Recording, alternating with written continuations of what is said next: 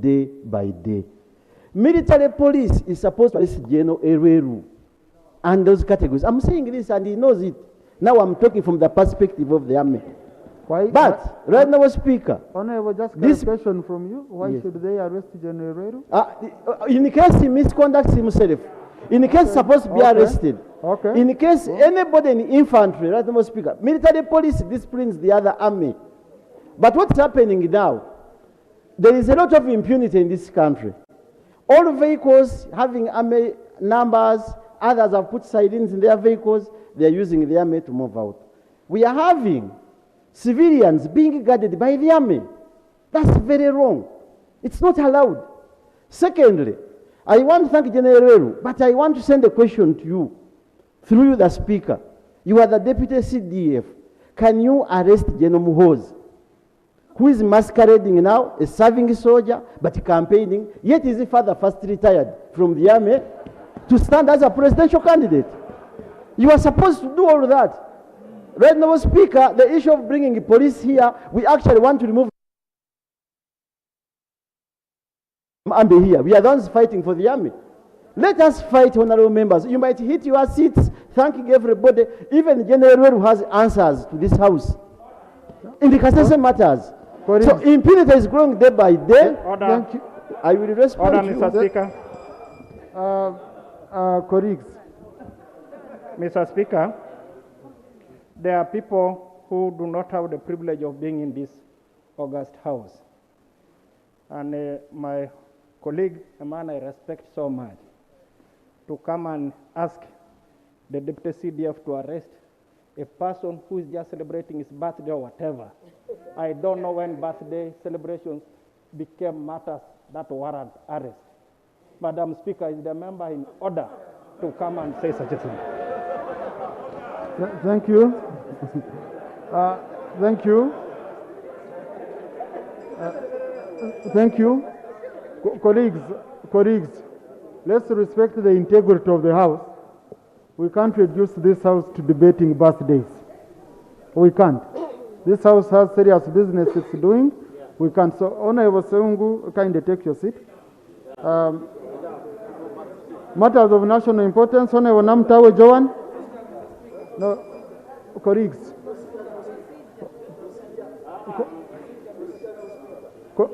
Honorable Seungu, kindly take your seat. Honorable Speaker. Right, Honorable Speaker. My brother Seungu, kindly take your seat. Right, Honorable Speaker. Kindly take You your seat. were ruling, and sincerely, let us see.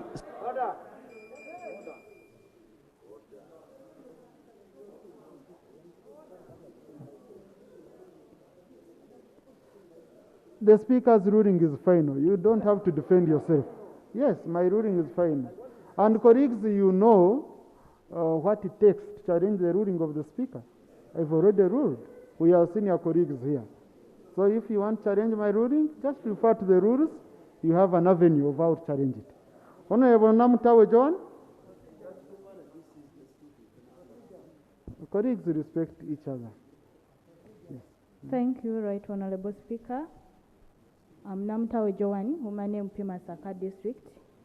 I rise on matter of urgent public importance concerning uplift of over 600 people who were in 2020 evicted from the land measuring 324 acres from which they have lived since 1972. The land in question is located in Chesiga sub-county, Masaka district, covering the village of Kasanje, Remode, Kalingoma, and others. Right Honorable Speaker, the land in question is a public land. And before 1972, it was released to the Indian who at that time owned a coffee factories and offered employment opportunity to the people from the surrounding areas. Right Honorable Speaker, the following expulsion of the Indians in 1972, the factory workers started living and working on the land up to 2019, when one Joseph Kenya came out claiming that he's a rightful owner of that land and ordered them to vacate. Right Honorable Speaker, the Minister of Land visited the area and stopped Mr. Kenya from evicting the people until investigations were done. After 2 weeks of the minister visit, Mr. Kenya went ahead and evicted the people, caused the arrest and attacked those who resisted the eviction. All is happened during the lockdown when the government ordered stopping of the land evictions. Coffee and banana plantations, houses were destroyed, and to date, people are homeless with nothing to earn. Right Honorable Speaker, my prayer through you and the House to task the Minister of Lands, Housing and Urban Development to visit the area and to investigate the circumstances under which Mr. Joseph Kenya got the land in question, because the sitting tenants claim that the land is still belonging to custodian board. So our people need, so that our people are helped. Thank you, Right Honorable Speaker and members. Thank you, Honorable Korik. Honorable Minister of Security. Thank you very much, Right Honorable Speaker. I thank the Honorable Member for raising this serious matter. We have taken note. I'm going to inform the appropriate minister to come back and report to the House about it. Thank you. Thank you. In 1 week's time, Honorable David Serukenya, colleagues who, on matters of national importance, you recorded them in my office. So you don't need to stand up. I'll be reading your name. If you haven't, we made it a principle here. You must go to the office of either the Speaker or Deputy Speaker to record those matters. So Honorable Serukenya. For record purposes, Serukenya David, Machindi Savagabo constituency. Speaker, sir, it was on the 9th May 2022 at 2 a.m. in the night when land grabbers stormed the Busabala playground with tractors, bouncers, holding pangas, and degraded the playground. No police officer appeared at the scene to stop them, not even to question them. This is the only playground in Masajja division that has over 200,000 people, where we promote talents from and where we organize big occasions.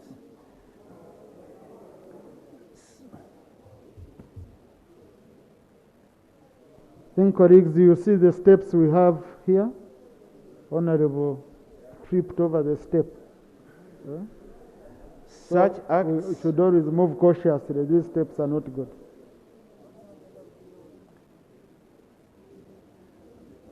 Such acts have been going on for some time.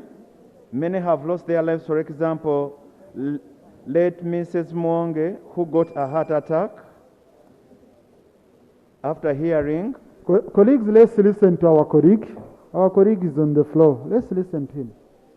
Honorable Gon. For example, Mrs. Letmonge, who got a heart attack and passed on after hearing the news that they have grabbed her land. They fear no one. Even Chiviri Church of Uganda is a victim. So my humble prayer is the intervention of this August House and the government at large to investigate the matter. If it means to compensate that one person, that's if she or he genuinely bought the playground. Let him be compensated for the sake of saving talents in the country. Thank you so much.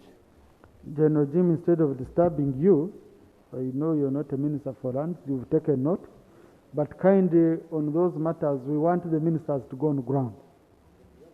We want the ministers to go on ground to go on ground together with the complainant, that's area MP who has raised the matter, and then you report back to this house Wednesday next week. Okay?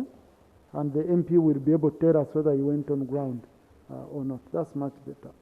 Honorable Migade Robert,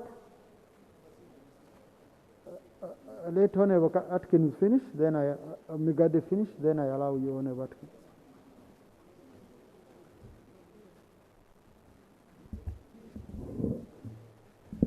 Thank you very much, Right Honorable Speaker. I rise on a matter of national importance. Right Honorable Speaker, we are very aware that we have the forces, UPDF, that is undertaking fisheries operations on the lake. But my issue and the matter that I'm raising is the way it is done.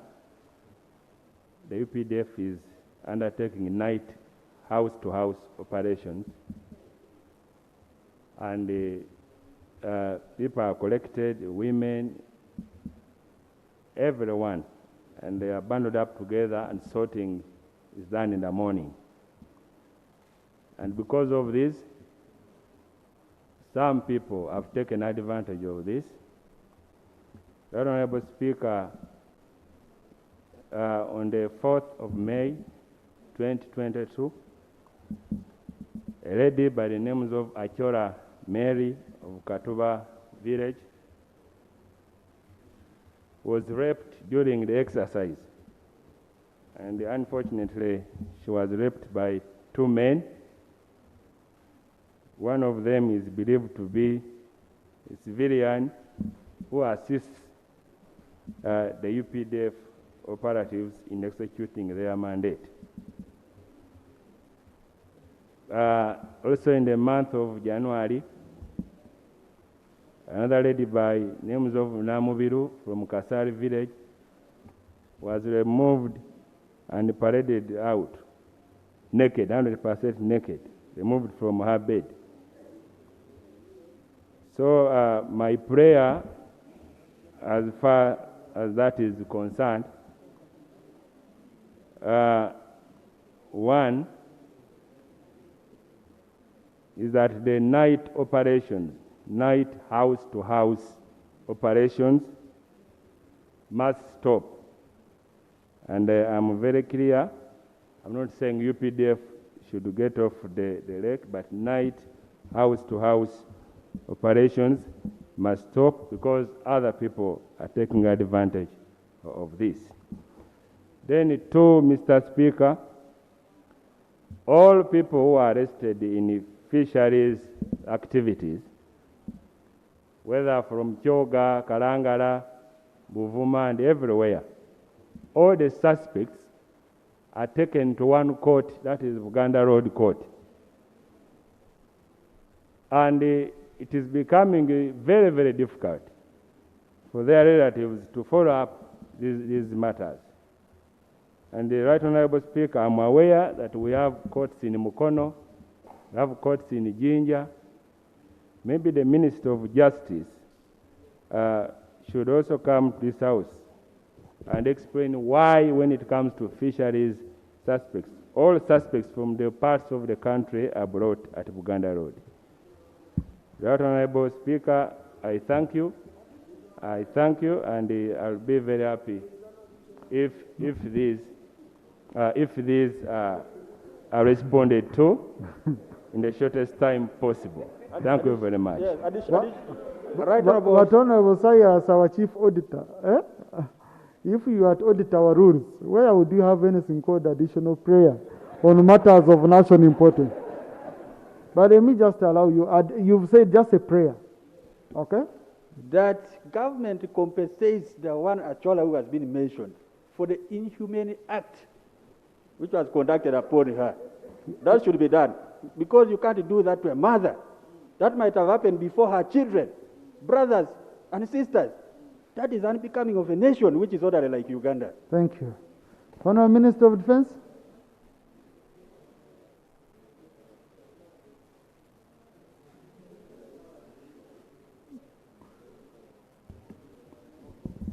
Thank you, Right Honourable Speaker. I received the information with a heavy heart, and I want to assure this House and this country that the Uganda People's Defence Forces is a force for the people of Uganda, by Ugandans themselves, and for the Ugandans. These matters raised by Honorable Robert from Buvuma is a matter that requires further investigations. But for the record, he said the person who alleged to have raped one of the ladies works with the UPDF and is a civilian that he assists.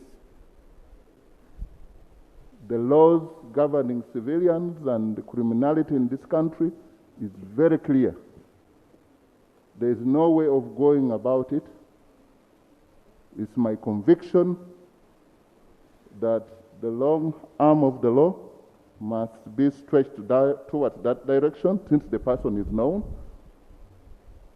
And for the UPDF, operations at night is a matter that we are going to raise with the commanders. Why at night?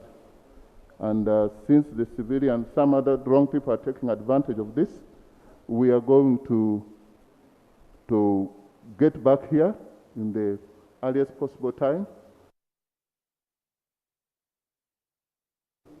On in 1 week? In 1 week, that should be okay. But have you allowed the Musomesa? No, clarification and information are for the member holding fort. But you be cautious of my time. Yes, Honourable Speaker. I don't have Thank you, time. Honourable Speaker. And I want to thank the Minister for giving way. That's the kind of discipline we need on the front bench.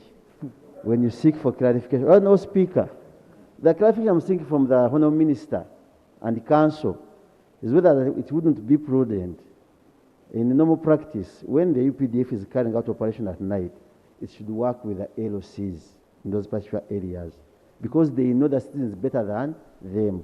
So if you could put that into practice, that whenever they're going for any operation, because they will carry out operation, they have to inform LOCs so that they give him a hand as they move. That's why we have LOCs. That's the question we're seeking, but thank you for accepting the clarification. Thank you. You are my very good friend.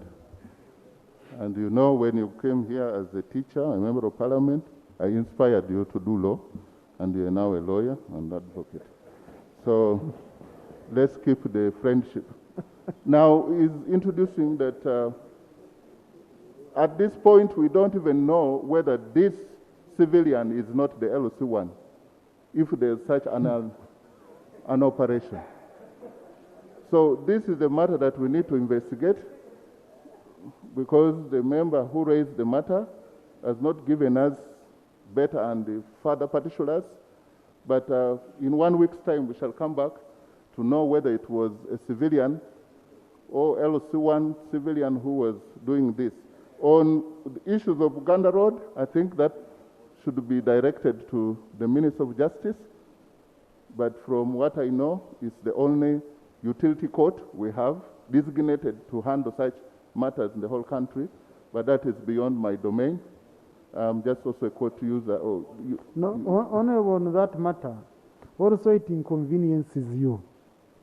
Arresting someone in Buvuma, you have to transport them this side. So what you do, since you work together as a government, you don't work in silos, also raise it to the Minister of Justice as a colleague. And you say, Honorable, why don't we look into this matter? Don't you think it would be better? Most obliged, Right Honorable Speaker, and we shall report on the same. Sure. Thank you. Right Honorable Speaker, what should be on record here about the very generous additional amendment from Honorable Cyrus about the compensation. Honorable colleagues, it sounds good, but rape can never be compensated. Rape is a crime against humanity.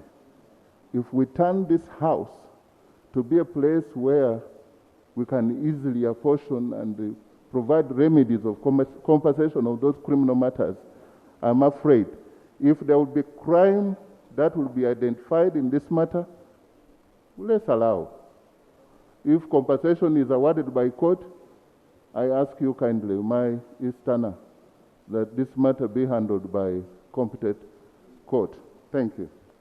Thank you. No, Honorable Migade, since the minister said he's returning here, General, you wanted to add something on that? It seems you're being coerced into. No, General has not raised his arm, and the minister has spoken. So, his boss has spoken, so it's very important. Yeah, yes. Yes, the minister has spoken. Honorable Minister, kindly link up with Honorable Migade for additional information, and I know he will really give you invaluable support in that regard, and to ensure you report back in 1 week. Honorable Peter Chen, Kore? Oh, Honorable Watkins, you had a procedure matter?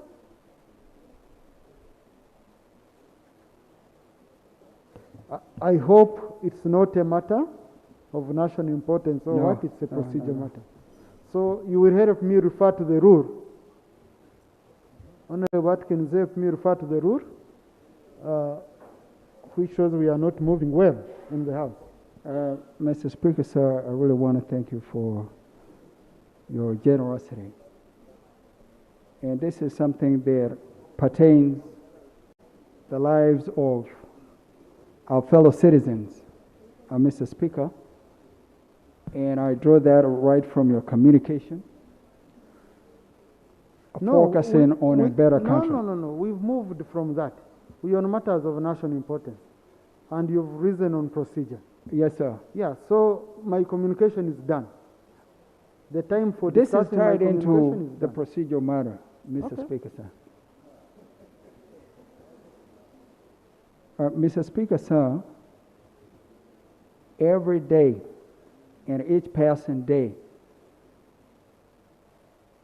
Kampala City Council reports 20 unclaimed bodies of fellow citizens. 20. Every day. Mr. Speaker, sir, we have 365 days in a year. And that means that every year we lose 7,300 fellow citizens. Every year. Go to any city mortuary. Dead bodies are piled up. Mr. Speaker, sir, my procedural issue is, how long is it going to take this Parliament to hold to account or to call the attention of government to take keen interest in the demise and death of our citizens who are now populating city cemeteries? Because, Mr. Speaker, sir, Honorable Watkins, kindly take your seat. I request you. Kindly first take your seat. I request you. Kindly first take your seat.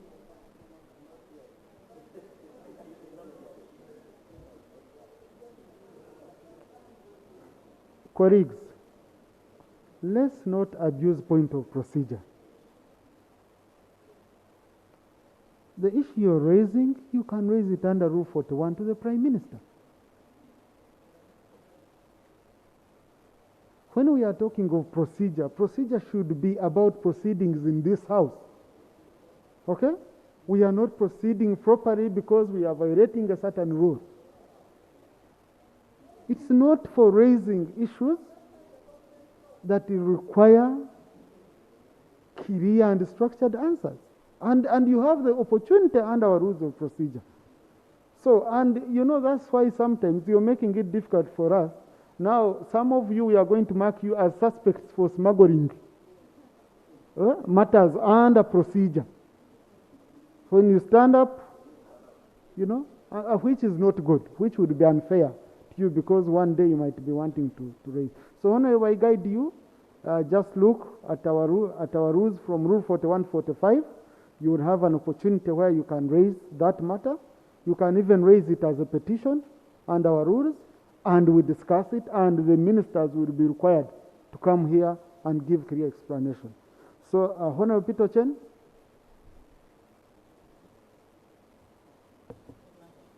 Thank you, Right Honorable Speaker. Right Honorable Speaker, I rise on a matter of national concern.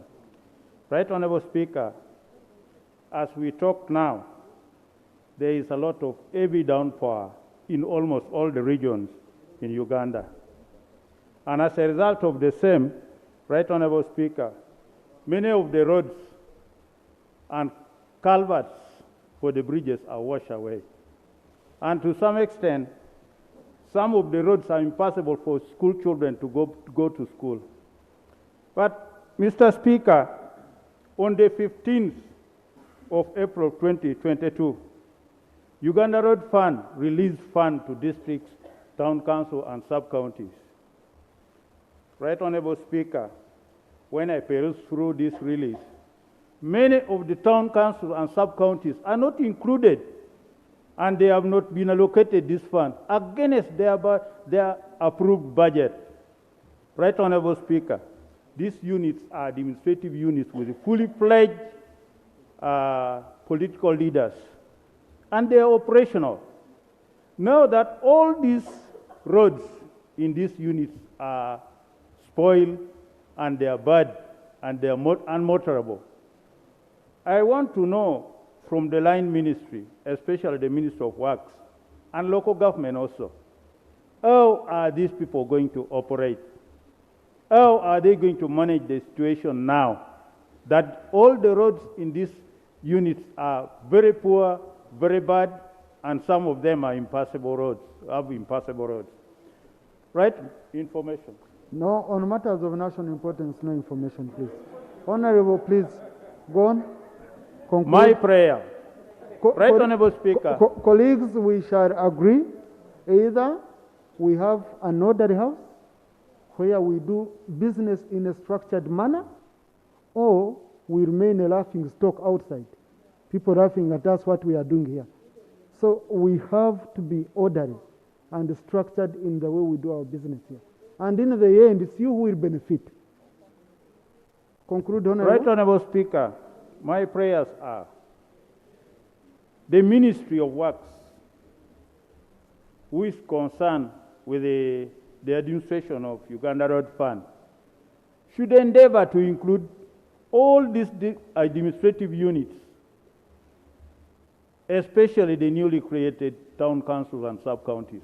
Almost all of them are not in the list. Then Procedure. Right, Honorable Speaker. I rise on a point of procedure. And being a representative of the people, I'm entitled to my voice, and I'm entitled to speak. And I thought it's always very important that we back up members with information, and I'm happy you have always allowed that. Honorable Speaker, I wanted to bring my matter via the point of information, but now that I cannot, I am raising a matter here. When I rose on a matter of Ukumi-Ngora Road, I didn't get any good answer at all. There was no clear directive to that effect. Is it procedural in order for us to continue talking about these issues without a proper answer to my question, which I raised last week? We are aware that that's a proper point of procedure. Yes, because money for contractors procedure in the road sector has not been released. Over 160 billion. They have not been paid. That's why we are suffering like this. If I want to prepare and have my birthday tomorrow, I cannot travel. What happens then? Honorable colleagues, if you remember, on Thursday, we agreed with the Minister of Works that tomorrow he's coming here to respond on the issues of money for roads and financing.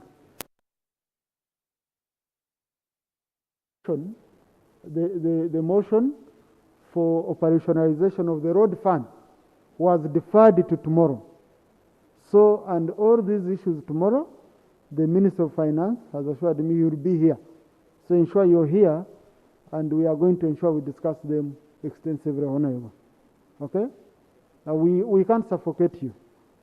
The only issue which I talked about is instead of you doing it via smuggling, you can see you are even right. But because you are suspicious of the issue smuggling, you are not even sure that you're right. So we are trying to be orderly in a certain way. What's the issue, Honorable Cooper? Mr. Speaker, just to beef up on what you're saying, you are saying the Minister of Works is coming here tomorrow. I am in the Committee of Fiscal Infrastructure, and we have been raising and meeting with this team. The problem is with the Minister of Finance. Minister of Finance must come and explain to Parliament and the people of Uganda why they are not releasing money. Here we have met them, we have already met Honorable Musa Ichweru there, we have met Honorable Katumba, we have met Madam Kajina. The problem is with finance. Finance should tell us why they have not released money. Contractors have laid down the tools. Last week we went for the commissioning of the construction of the ferry, Bukungu, Kasilo, Kaberemaido. The contractors that are building the landing pads for these ferries are not on site because why? Finance has not released money to UNRWA, so they are not working. So the Minister of Finance should be the one to be summoned here to explain to this House why. In fact, Honorable, it was a slip of tongue. It should have been Finance, because he's the one we had here on Thursday, and he promised to be here tomorrow. So it's the Minister of Finance. Clerk, please, after this session, extract these issues and forward them to Finance, so that tomorrow when he's coming, he's ready to answer all of them. Let the Honourable Member complete his issue. Right Honourable Speaker, as I conclude, I want to pray that the Ministry of Works and Ministry of Local Government should make follow-up on some of these administrative units, especially these newly created town council and sub-counties.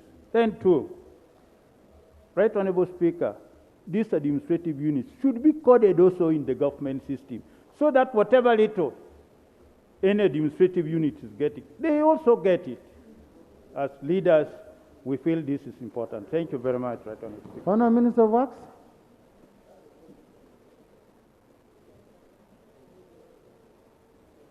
I was in Buhenju. Right Honourable Speaker. Honourable Minister of Works, I was in Buhenju over the weekend. I couldn't get where to pass. Right Honourable Speaker,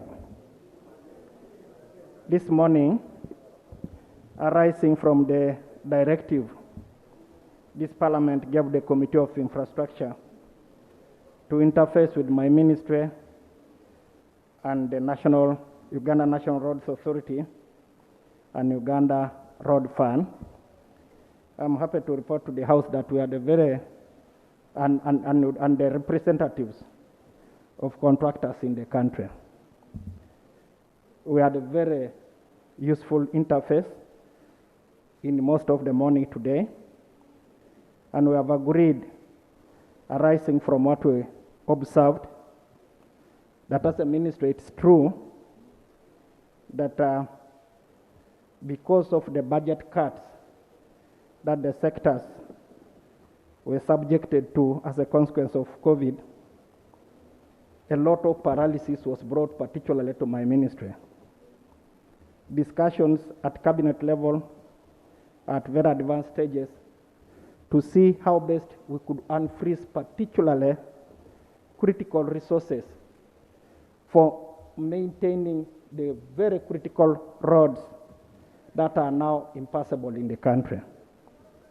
Unfortunately, while that's happening, the heavy downpour that has indeed rocked the country has compounded the problem.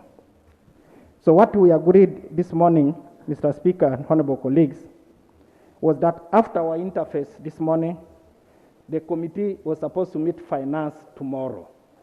Because like you have correctly observed, the burden is really on the ministry, my colleagues from finance, to be quick in unfreezing, because unfreezing the resources that are meant to facilitate the contractors to do their work.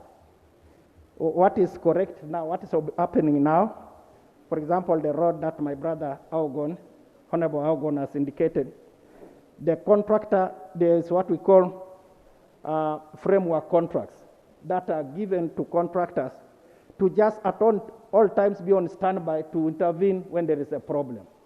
But a good many of them have not been paid, and for that reason they cannot make an intervention. And unfortunately, it's across the country. So we have recognized the paralysis it can bring to even our very critical interventions like PDM. And so, Mr. Speaker, the discussion between the committee and finance was supposed to be tomorrow, but I'm now seeing you have directed that they come here. My fear is that... We agreed on Thursday. Okay. It's not that I've directed here. So they are supposed to come here. They are supposed to have concluded tomorrow. And then we wanted to come to this house when we have concluded the discussion and present to you what works other than appearing like we are lamenting.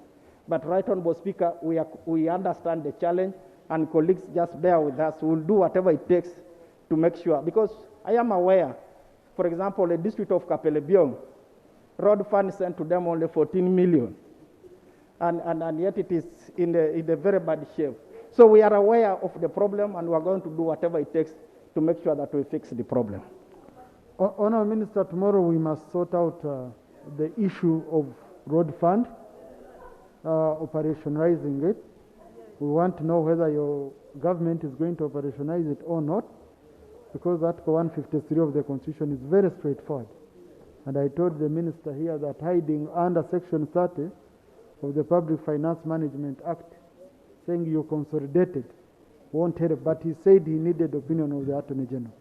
Now, even here, your Deputy Speaker is in exile. I can't go home. Yes, if the road from Chizinda to Mitoma, my area, I can't go. Now, people are rotating via near as if you're going to Rukunjiri. So I have to do an extra 40 kilometers. So you have really cut us off completely. But you see, Honourable Minister, I can't raise a matter of national importance here also. Maybe one day, one day I first raise it. Because when I call, I don't even get any help. Now I see, what about you, colleagues? It's really, really bad.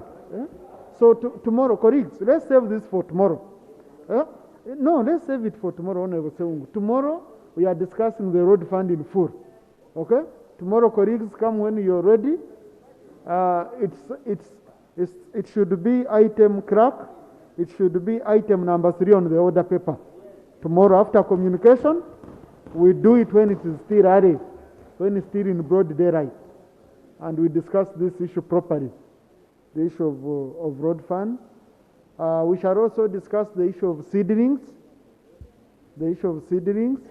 both for coffee and tea. So all those we shall discuss them tomorrow. Honorable Tebandeke, let's be quicker. 2 minutes, Honorable. Thank you, Right Honorable Speaker. I'm here to raise an urgent matter of national importance under Rule 49 of our Rules of Procedure over the poor state of Bale Kayunga Road to Galilaya. Right Honorable Speaker, this road was cut off by the rapidly increasing volume of water from River Nile, Lake Kyoga, River Sezibwa by early 2018, which created inaccessibility, hence cutting off Ntimba Parish, about 7 villages, that is Kawongo,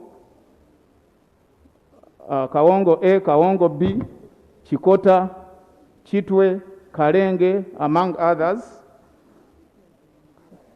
and about 8,000 residents were cut off. Right Honorable Speaker, this same road, we happened to host the Prime Minister when the water levels were high and had promised us some boats, which issue has not come to our rescue. And right now, the water volumes have drastically decreased. And the road right now is characterized by muddy soils and low volumes of water that have made it impassable. Neither the ship cannot sail, the boat cannot sail, vehicles cannot move, including bicycles, motorcycles, and pedestrians. Right Honorable Speaker, the same situation has made the only available school in the whole parish, that is Timber Primary School, damaged. All the floor of the buildings and the structures is undescribed, including the only one health center within a full parish. Right Honorable Speaker, I pray that the Ministry of Works and Transport visits and assesses, suggests and forge an immediate, practical and observable remedy to recover the road into use and rescue our people. Right Honorable Speaker, I also pray that the Ministry of Education and Health, having visited this place in early August 2021 and observed the poor state of schools and health unit, make a revisit into the place and act accordingly to help our people. Right Honorable Speaker, the point on Bale Kayunga Road is only 4 kilometers, which needs immediate attention and cannot fail this government. Honorable Minister of Works. I further pray, one more prayer. Honor, we have to conclude. One more prayer, Right Honorable Speaker, I'm sorry. I pray that the Minister for Privatization and Investment, together with the Minister of Finance and Economic Development, visit this place and benchmark it for establishment of a model city, given its geographical location and a good scenery. I beg to submit. You first get a road. Why do you? Honor Minister of Work. Mr. Speaker, it's true that the Right Honorable Prime Minister visited this place. It is also true that she gave directives to our ministry. But Mr. Speaker and honorable colleagues, it really comes back to what we have been sharing. The bit of challenge that we had on resources and the teams that maintain these roads were really factors that undermine our ability to make interventions in time. But I want to commit that after today, I will ask my technical people to come to the place as quickly as possible so that they first get a technical understanding of the problem now. And if it is okay, time allowing, I can also pass by, because I consider that place very critical for very many reasons. So, Mr. Speaker, we shall do the needful and be able to communicate to this House what we have done in the country and specifically in Bale, Kayunga, Galilaya. Thank you. That's, you're seated on a potential city, so you better unlock its potential, Honorable Minister. Colleagues, if you can remember, I think I'll ask the clerk to reload the report. The Minister of Works presented a report, general report on the road sector, and we debated it here around like 6 months ago. So, clerk, if you can extract it and so that you upload it again on our fresco and members can see it, we'll read it to prepare for tomorrow's debate. I want us to have an extensive debate generally on the road sector beyond the road fund. Let's look at financing of the road sector tomorrow, because if we limit ourselves to the road fund, then other colleagues who have issues with the road sector will be suffocated. Honorable Margaret Rabshija. Yeah, thank you very much, Right Honorable Speaker and honorable colleagues. I rise up on the matter of national concern regarding the non-payment of salaries of teachers and other civil servants in the cities of Lira and Arua. I'm told not only that, but at least those are the ones who have approached me.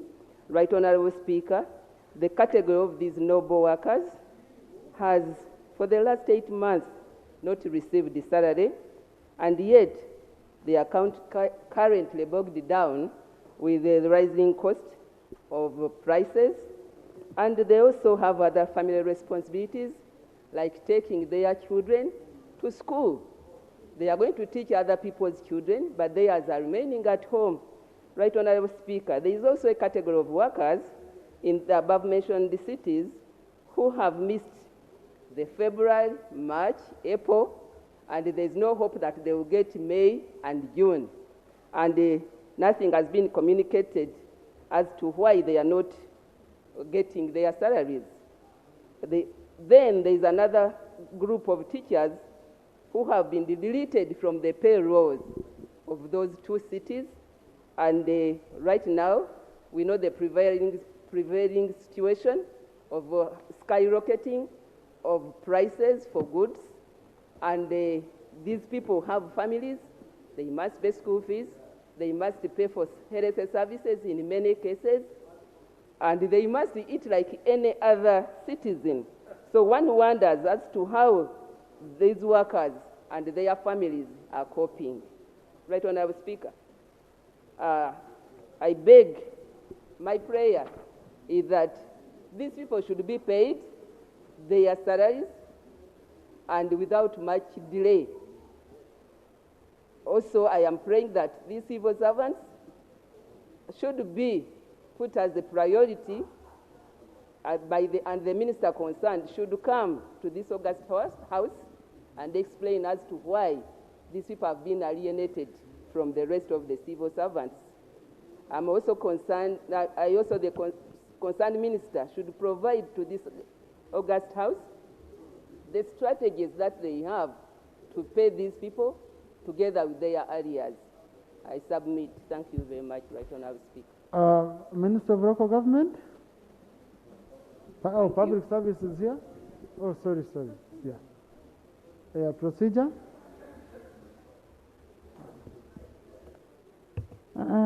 Thank you, Right Honorable Speaker.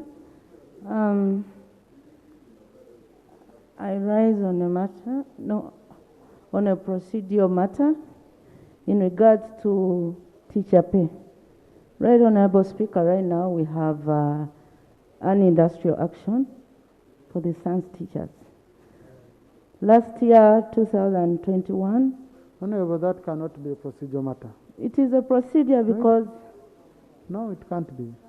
Okay. It can't be. That's a substantive matter, but since they are connected, they may allow you and to raise. But it's a substantive matter. It's okay. not. Thank you, Right Honorable Speaker. In 2021, on the 24th of August, the President made a directive that they would increase the salaries of science teachers to 4 million. Has been on, and there have not been any pay as in regards to that specific directive. Right now, there's an industrial action.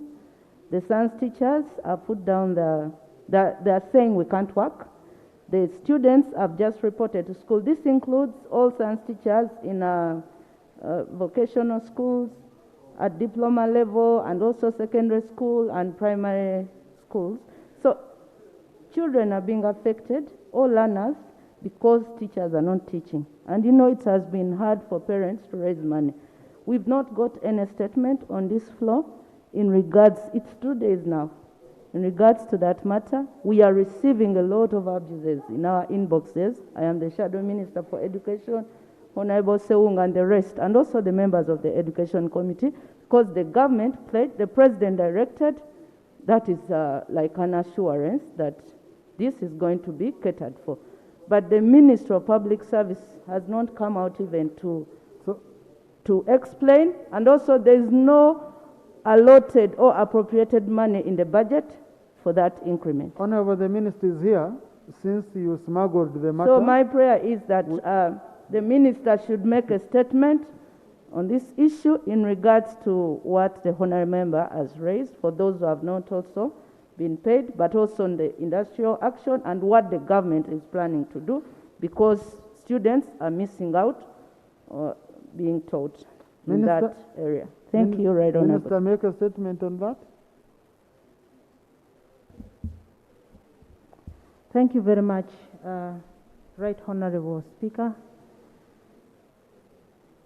I want to thank the honorable members for the very good points they've put across. First of all, a honorable member talked about people who have not been paid salaries.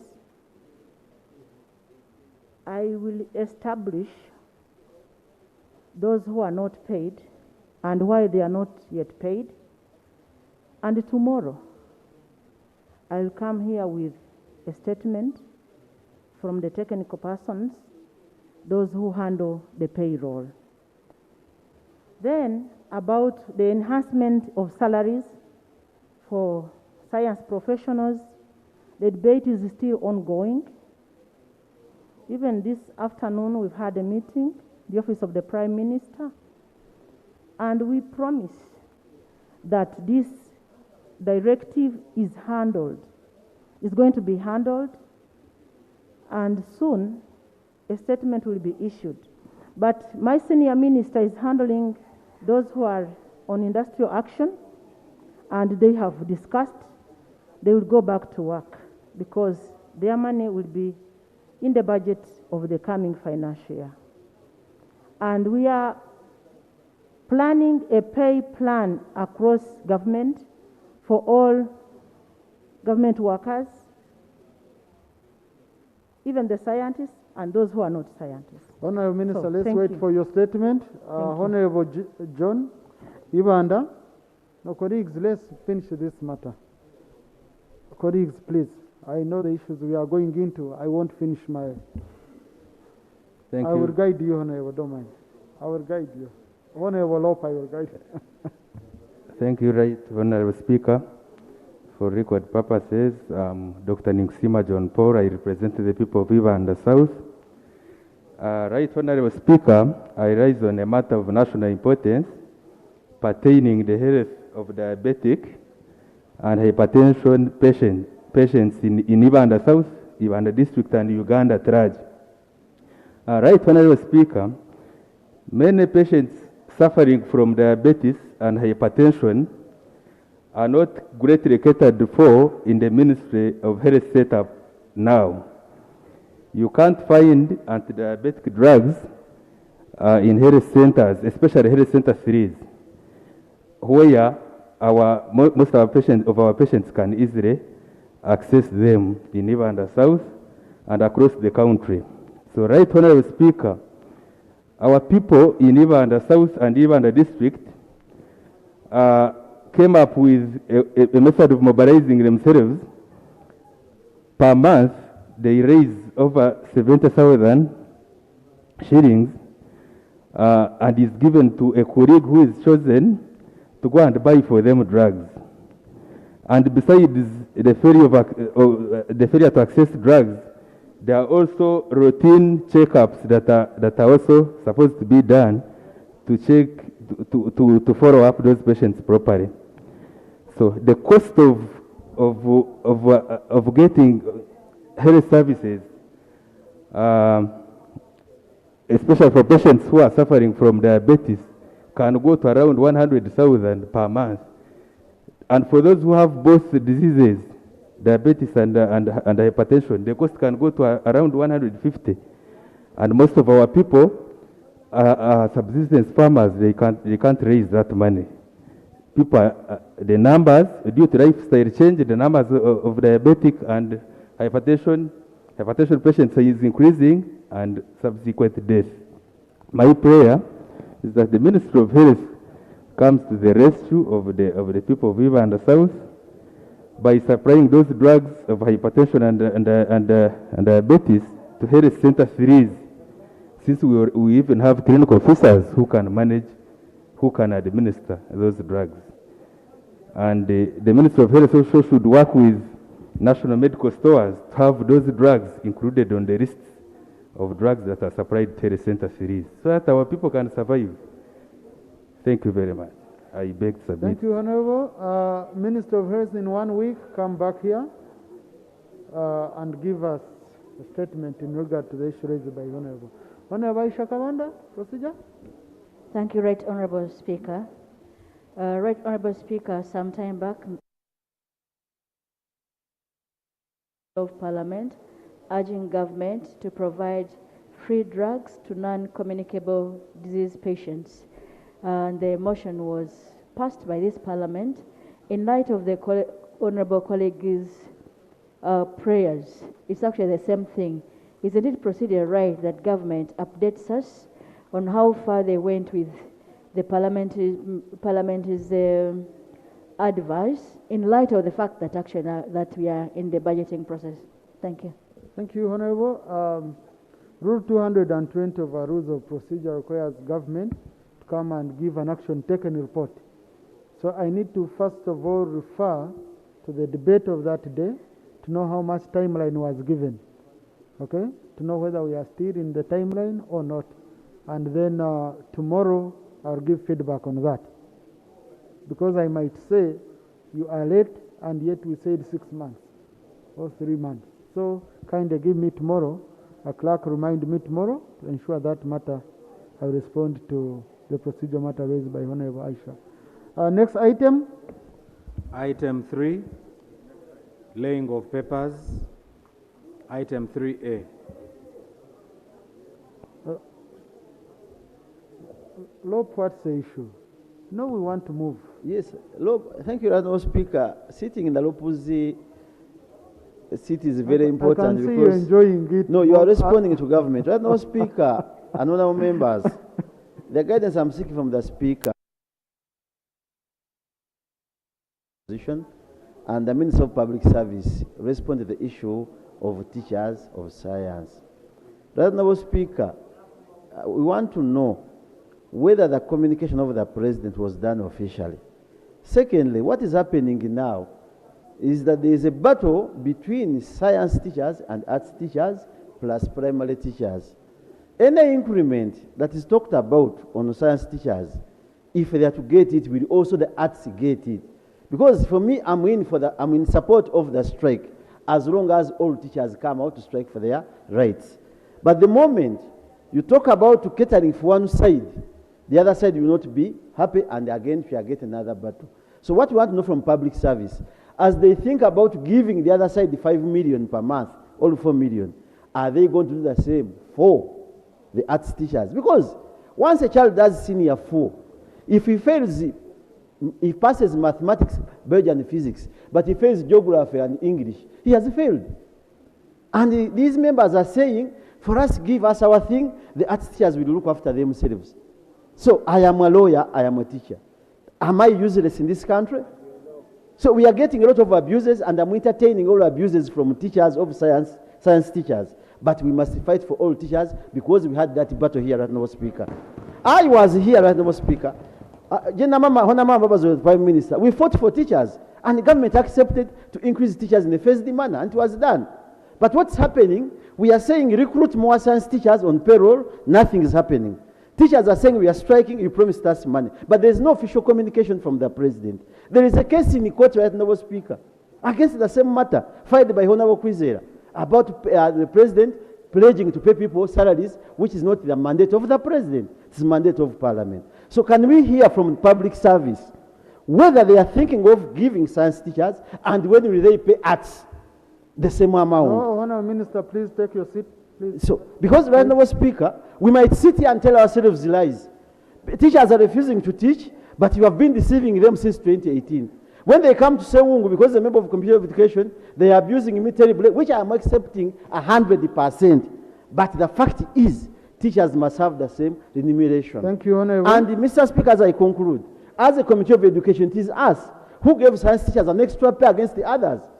We gave them 200,000 above the rest, and teachers accepted it. That's fair. So if there's any increment, they take place, but not killing humanities when we are seeing. Otherwise, teachers are not working. Both of them are not working. Nobody should mislead you. Both of them are not teaching. Science is not teaching, and even arts are not teaching. But the arts are quiet because there's a battle between the new union of science teachers against those who are under Uganda National Teachers Union. These are things we must look at. And I cannot be a legislator coming here to tell lies that I am interested in science teachers being paid better than others. Actually, right now, speakers, I conclude. I have asked them, let them come to my constituency and campaign. I will give them transport as science teachers to fight Seungu Nikalungu as I fight for all other teachers. Otherwise, we are raising and with the members of parliament his phones to abuse them. He's committing an offense. As legislators, they think my brain will be pumped with all rubbish in it. I can't. I am a primary teacher, I will not deny that. I can teach secondary English. I am a lawyer by profession now. But I love teaching better than anything. But we must fight for all teachers to have equitably paid salaries for them. Thank you, so Honorable. Public service should update us on that. Thank you. You see, sometimes we want to make good submissions, but you tie my hands. Now you've spoken, you have finished, you've continued speaking from that side. You need to listen to the presiding officer. Honorable, you stood up on the point of guidance, and your guidance is noted. So, Minister of Public Service, Honorable Seungu cannot call you on the floor, and you rush to. No, it's a presiding officer who should allow you to come on the floor. Otherwise, members are going to be calling you, and you rush, and you end up knocking someone for nothing. So I have noted, the House has noted your submission, and I believe it has enriched the thinking of the minister. She's going to bring a statement, and we shall debate that statement, but your submission is going to enrich her statement. She has taken more issues. Commissioner, colleagues, the commissioner comes in the public gallery this afternoon. We have the following: Mr. Andama Joseph and Mr. Dradria Ronald. Where are they? Stand up for recognition. They are represented in the House by Honorable Matia John and Honorable Osoro Maureen. They have come to observe the proceedings of the House. Let's welcome them, colleagues. Thank you. Commissioner?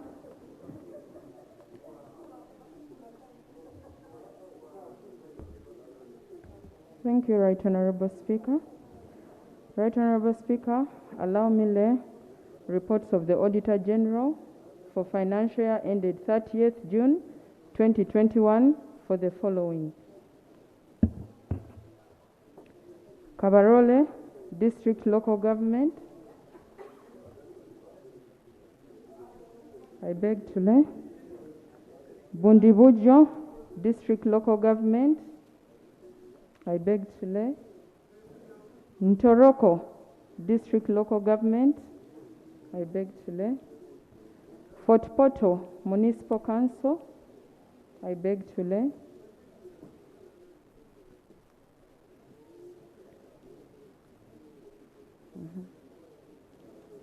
Kamwenge District Local Government. I beg to lay.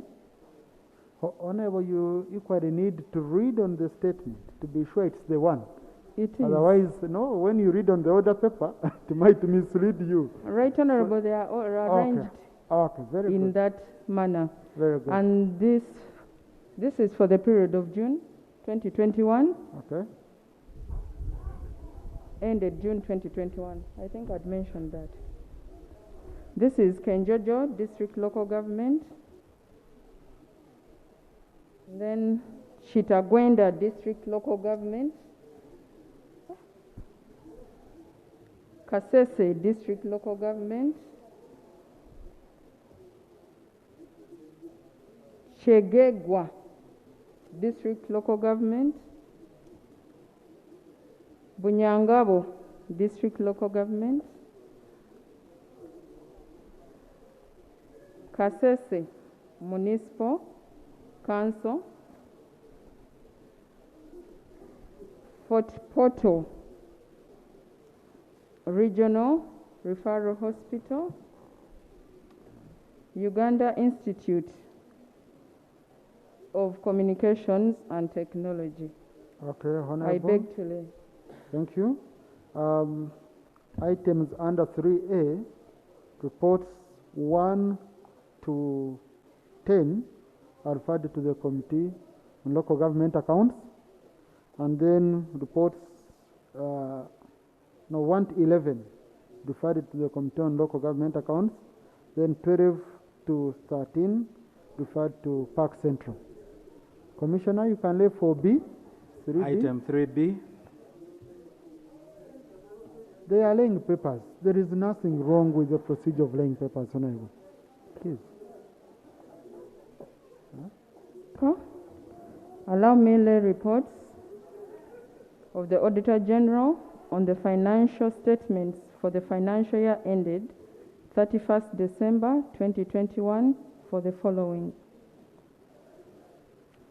Post Bank, Uganda Limited, I beg to lay. Pride Microfinance Limited, I beg to lay. Uganda Development Bank Limited, I beg to lay. Housing Finance Bank, I beg to lay.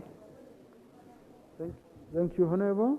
The reports are referred to COSASE for processing, and as per Rule 181, Sub-Rule 5, the committees, both local government accounts, Park Central and COSASE, they need to report back within 6 months.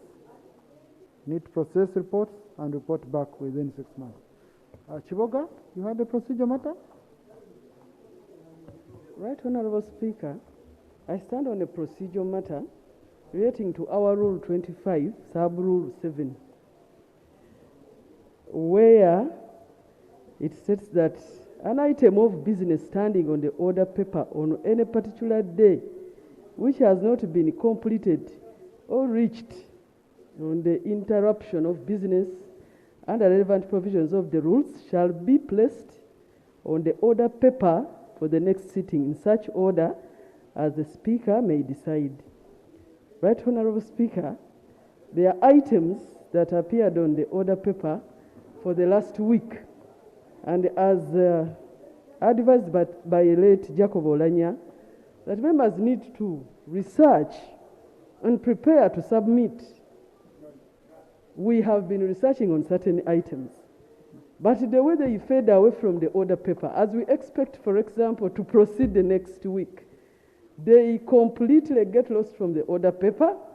A case in point was a resolution of Parliament to operationalize the tree fund. We thought we would utilize the rainy season in planting trees and even in incorporation of such an item in the budget. The same applies to coffee report. Right, Honorable Speaker, you have been reading as promised. We are also wondering why you should read such a report for the whole week without placing it on the order paper. So I am just wondering whether we are proceeding right to come up with completely new items on the order paper. We are stuck with the researched information about some of these items on the order paper, and we are not promised on any future date to discuss these issues. That is the exact procedure that I wanted to inquire from you, Right Honorable Speaker, if we are proceeding well. Thank you. Thank you, Honorable. I can see your head is boiling indeed with the research. I pray you cover it where it doesn't steam away, but I'm happy you've read the rule properly. It's a discretion of the Speaker, and we consider very many issues when we are making an order paper, and we do consult widely. We just don't make an order paper for the sake of it. Now, the item you've talked about, which you say disappeared, if you check on business to follow, there is item number 7. If you have the order paper, there's item number 7. And if you were here on Thursday, that was part of the motion, which we said the minister requested, because it's a fund like the road fund.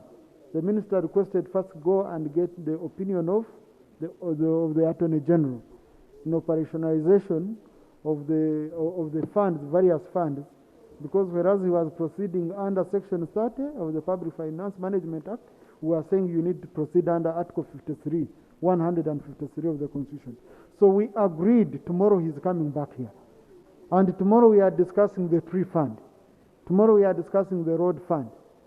So I had already promised, Honorable, I wish you had come in earlier. You wouldn't have asked this question. If you had come here by 2 p.m., you wouldn't have asked this question. Next item. Item 4, motion for adoption of the report of the Select Committee on Science, Technology and Innovation on COVID-19 related research for the financial year 2019-2020 to 2021-2022. Yes, Chair.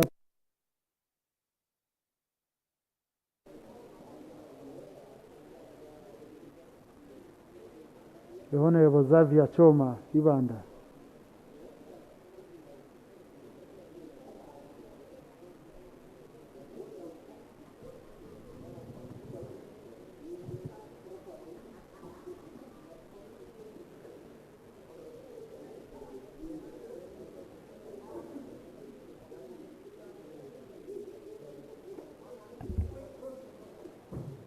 Thank you, Right Honorable Speaker and colleagues. I'm called Choma Xavier, MP Vanda North, and I'm going to present a report of the Select Committee on Science, Technology and Innovation on COVID-related 2019-20, 2021-22.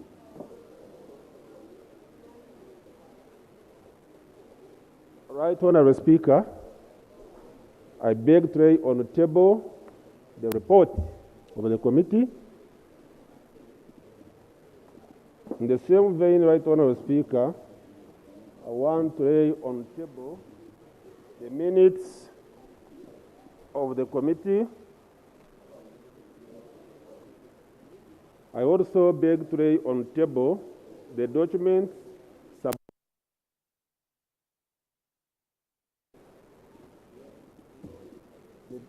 all the documents. There are quite a number, Right Honorable Speaker, with your permission.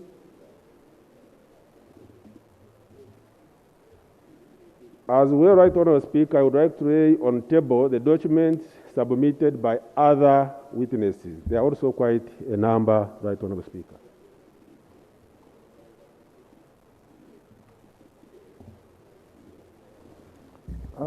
Honorable, you don't need to read the whole report on observations and recommendations, but clerk do capture the whole report on the Hansard, so that whoever will be reading the Hansard in future gets the whole report in full. Much obliged, Right Honorable Speaker.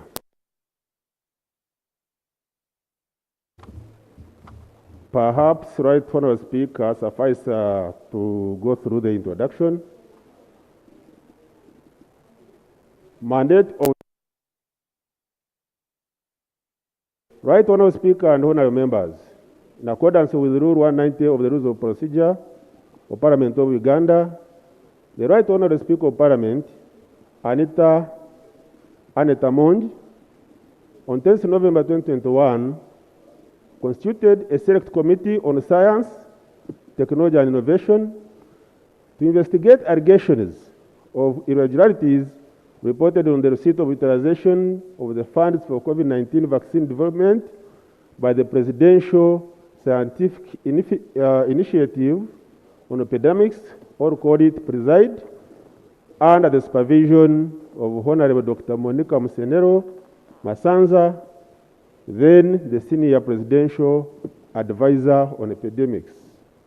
Right Honorable Speaker, Parliament mandated the committee carry out investigations with the following terms of reference. 1, to establish the progress in development of a locally manufactured COVID-19 vaccine. 2, to establish the amount of funds so far released to research, innovation, and COVID-19 vaccine development. 3, to establish how effective research funds had been utilized for. To establish the challenges faced in the development of the COVID-19 vaccine and medicines. 5, to inquire into any other matters incidental to the above. 6, to recommend a way forward to Parliament. And then 7, to report back to Parliament within 2 weeks. Right, Honourable Speaker and honourable members, when the committee began its investigation, it became apparent that the funds had been released towards COVID-19 research, of which manufacturing of vaccines was only a component. This committee investigation, therefore, covered COVID-19 research in its entirety. At the expiry of the 2 weeks, Mr. Speaker, sir, the committee appreciated the complexity of the assignment and sought for an extension in time for reporting, which was granted. Right, Honourable Speaker. Right, Honourable Speaker and honourable members, the members of the Select Committee included Shoma Zavia, MP Banda North, Honourable Wanyi Tone, Noya County, Honourable Aisha Kabanda, Narule, Woman MP Utambara, Honourable Omara Paul, MP Otuke County, and Honourable Serwan Solomon, MP representing Bukori County. With your permission, Right Honourable Speaker, since the methodology is well set out, I beg your indulgence that I go to the background so the members can get the background of the whole matter, which is on page 3.1 now. Background to investigation. During the plenary sitting on 4th November 2021, while responding to Honorable Dr. John Rusachengi's update on COVID-19 vaccination in the country, Honorable Yona Musingus raised concerns regarding irregularities in use of public funds that had been released to produce a local vaccine for COVID-19. In his statement, he indicated that up to Uganda shilling 20 billion had been drawn from the consolidated fund for science vaccine, and an additional Uganda shilling 50 billion was drawn in 2021 for Preside. And yet, the supervising ministry, that is Ministry of Science, Technology and Innovation, or call it MOSTI, had been disbanded.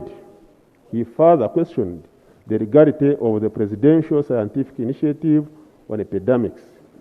He queried its staffing, operations, and whether its premises in Itinda that had no laboratories would be able to produce the vaccine.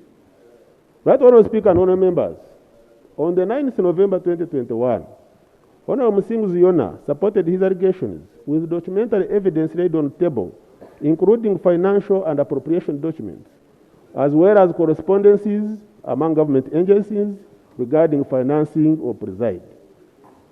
The documents laid on the table are indicated under Appendix 1, Right Honourable Speaker. Consequently, the Right Honourable Speaker constituted a select committee to investigate the allegations and report back. The coronavirus outbreak, Right Honourable Speaker. It is quite a number. Perhaps let me go to no, Honourable, summary. you won't finish, please. Oh, thank you. Okay, you have 10 more minutes to finish this. Colleagues, with 10 minutes, I think let me concentrate on observations and recommendations in line with the terms of references. Term of reference 1 was to establish the progress of the development of a locally manufactured COVID-19 vaccine. The issues are there. So, observations. Or projects was necessary and timely to ensure that the country developed local solutions to address the challenges in diagnosis, treatment, and vaccine development for COVID-19. Then about the projects, 1 to 5, Right, Honourable Speaker, this is the PCR and antibody diagnostic kits, the PCR-based diagnostic assays, the silver diagnostic kit, nano-advantage therapeutics, vaccine, and developing an antibody for COVID-19. So, about the progress of those ones I've mentioned, observations. The committee observed that in as much as Project 1 had plans to set up a production facility, there was no evidence that they had been cleared by CPHL, right, Honourable Speaker, that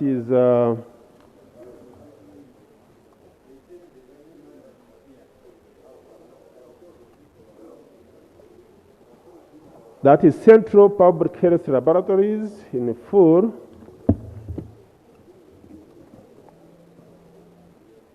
To commercially produce diagnostic kits. Failure to approve the National Health Laboratories Sciences Bill leaves a lacuna in licensing products from medical research. Recommendations. Right, Honourable Speaker. The committee recommends that construction or production facility for antibody diagnostic tools should be preceded with acquisition of the necessary approvals from National Drug Authority. 2, Parliament should retable and pass the National Health Services Bill as a means of strengthening the regulation of health laboratory services. Alternatively, the National Drug Authority Act may be amended to include provisions on regulating laboratory services and products. Then about the vaccine development projects 6 to 9. I proceed to the observations. The committee observes that although the candidate vaccine was identified, there was no indication that it had been patented or that patenting was in the pipeline, which casts doubt on its identification. Further, although Dr. Musenero indicated that preclinical trials in the ordinary mice had been completed and in the final stages of data analysis, her conclusion that the vaccine was safe and had elicited a strong immune response was premature since the data analysis was still ongoing. The committee further observed that the transgenic mice are used in the preclinical trials relating to COVID-19. This is because ordinary laboratory mice do not have AC2 receptor, which is infected by SARS-CoV-2 in humans and therefore have to be genetically modified to express the desired characteristics. Then the K18H2 mice is one of the transgenic mice that expresses the human S. Recommendations. The committee recommends that candidate vaccines should be expeditiously patented. Then preclinical studies should be concluded so as to ascertain the efficacy of the candidate vaccines. Then the progress of the inactivated COVID-19 vaccine development project.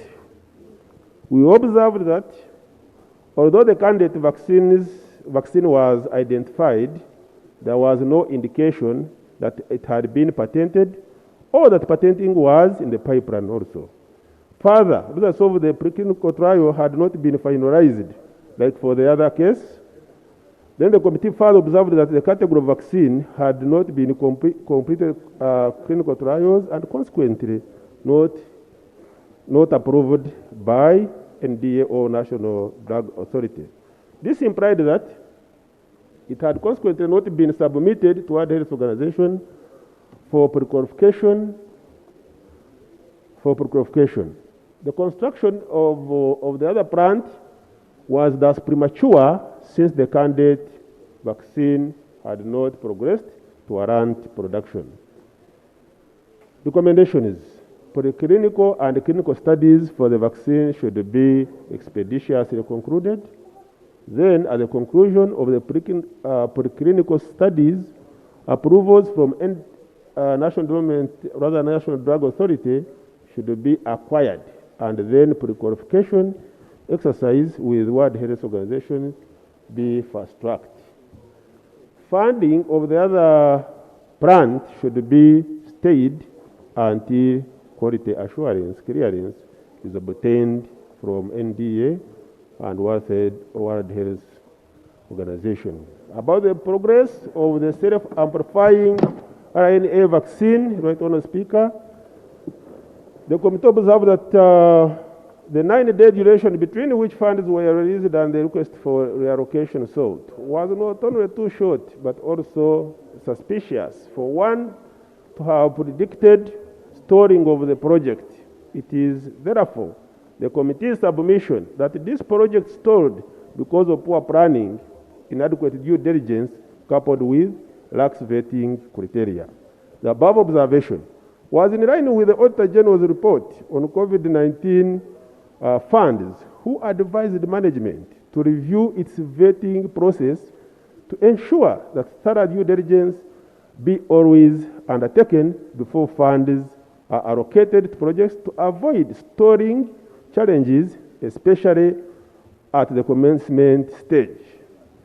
Right Honourable Speaker, we recommend that the Minister of Health, UNHLO, in collaboration with the Uganda National Council for Science and Technology, Minister of Science, Technology and Innovation, should develop research plan to guide medical research in the country according to the Uganda National Health Research Organization Act. We also recommend that a transparent vetting process should be put in place to ensure that only projects with technical capabilities are funded. Further still, project proposals should be vetted and selected in line with the national research agenda or plan. About the progress of the novel adenovector COVID-19 vaccine, Right Honourable Speaker, we observe that Uganda is predisposed by virtue of its geography to contain a plethora of pathogens which favor identification of viruses that can be modified to foster vaccine development. The committee could not ascertain from the information given whether indeed a candidate vaccine had been developed. Although the minister indicated that a vaccine had been identified, the science presentation was non-committal on that issue and only showed the closing strategy. That is how they can plan to manipulate the viral vector involved in the process. Further, there was no mention of the patenting process, but this had also not been concluded or verified. We recommend that the Auditor General or an independent body should assess whether the candidate vaccine has indeed been isolated. 2, we recommend that if ascertained, further funding support be given to UVRI to enable the process progress to preclinical and clinical trials, or otherwise the project is exited. And Mr. Speaker and the honourable colleagues, we actually established that those preclinical and clinical trials are damn expensive. About the therapeutics, project 10 to 18, Right Honourable Speaker,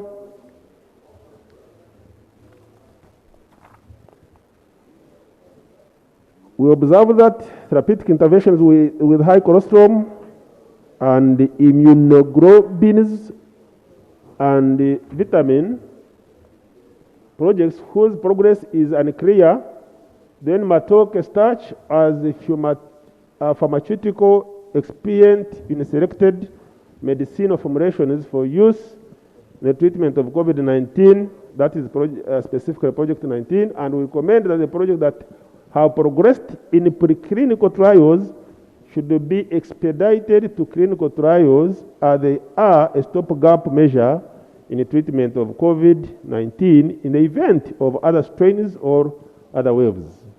We also recommend that the stalled projects should be reassessed and, if not technically sound, exited and funds returned to the consolidated fund. About the central support for development of vaccine, diagnostics and therapeutics, that is project 1923.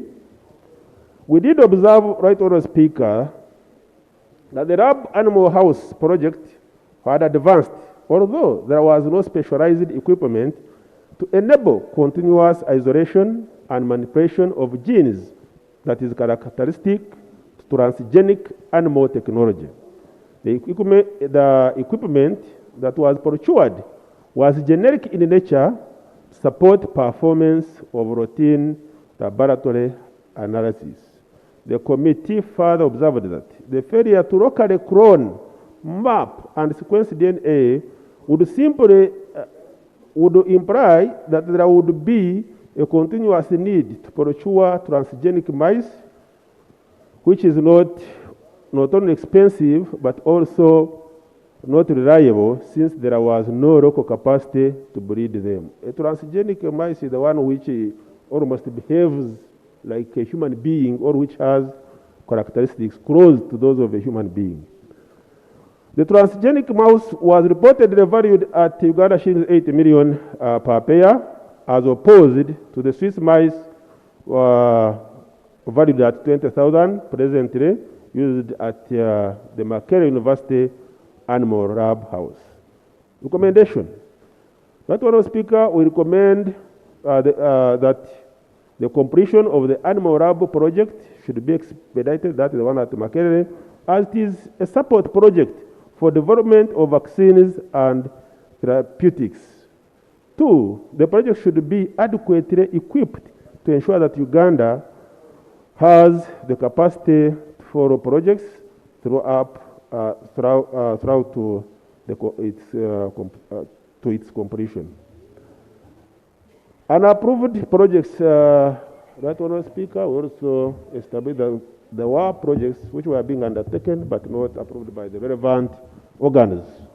The committee observed that failure to subject the project on in vitro studies to requisite vetting at inception demonstrated inadequacies in planning and coordination between research institutions. We therefore recommend that transparent vetting processes should be put in place to ensure that only projects with technical capabilities are funded. 2, the Ministry of Health and UNHLO, we have acronyms at the beginning of the report, in collaboration with the Uganda National Council for Science and Technology, MOSTI, that is the Ministry of Science, Technology and Innovation, should develop a research plan to guide medical research in the country, according to the Uganda National Health Research Organization Act. Project proposals should be vetted and selected in line with national research agenda as already cited. No funds should be allocated to projects that have not been vetted. Overall number of projects, Right Honourable Speaker, we actually, in our findings, we established that there were other projects which were not mentioned anywhere, but which had been funded. So, observations. The committee observed that although this research was to initially generate emergency solutions and should have been completed within a limited time frame, it is still ongoing. Failure to provide results within agreed timelines and budgets defeated the purpose for emergency interventions. The committee noted that the current research funding framework under Preside has no governance mechanism since the Memorandum of Understanding expired. This implies, therefore, that the ongoing research is not governed by the requisite legal framework. Mr. Speaker, without the requisite reporting documentation, it was an onerous task to establish the progress of the projects. Nonetheless, recommendation. Preside should task projects that were to be completed within the financial year 2021 to provide results in order to exit them. Secondly, the responsible government entities should ensure that a memorandum of understanding is entered to govern the ongoing research. Preside office of which is now under the office of the President, should ensure that all projects are routinely supervised and clearance certificates produced to track the achieved milestones to enable projects adhere to the established budgets and timelines. Right, Honorable Speaker. Research under NRIP.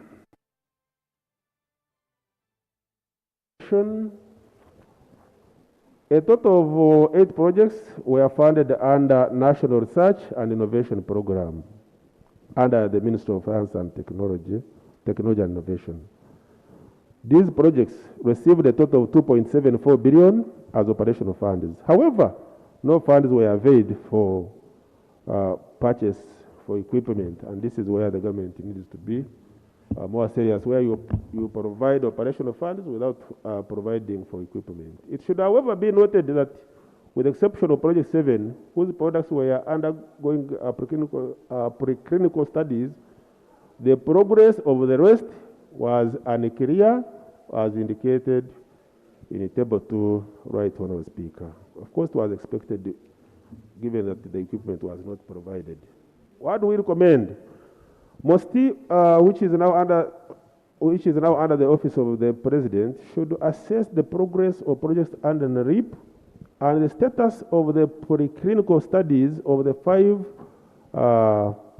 herbal products should consequently be ascertained. Projects with the potential to progress should be budgeted for in the financial year 2022-2023. Funds should only be released after verification of clearance certificates. The verification process should be well planned to avoid undue delays. Term of reference 2, to establish the amount of funds so far released for the research, innovation, and COVID-19 vaccine development. The overall allocation and release to COVID-19 related research. Observation. The committee noted that projects received these equipment well before the project proposals were approved. Of course, this is regular. All the 5 projects were later approved for funding under Preside and also received additional equipment in the financial year 2020-2021. The committee further noted that the purchase of equipment before approval of the projects was irregular. We recommend that going forward, work plans and budgets have to be presented for approval before procurements are taken. Research and innovation related funds, then operational expenses, or Preside, and those or others. Observations. Operational funds included development items as per IFMS classification, 577.7 million. The committee noted that much as the 3.35 billion was meant to cater for operational expenses, or what we would call recurrent expenditure, most of the funds were used for development expenses. These items included the purchase of vehicles, taxes on vehicles, capital purchases like furniture, etc. We also observed that the double funding of items already covered under selected projects amounting to 274.6 million.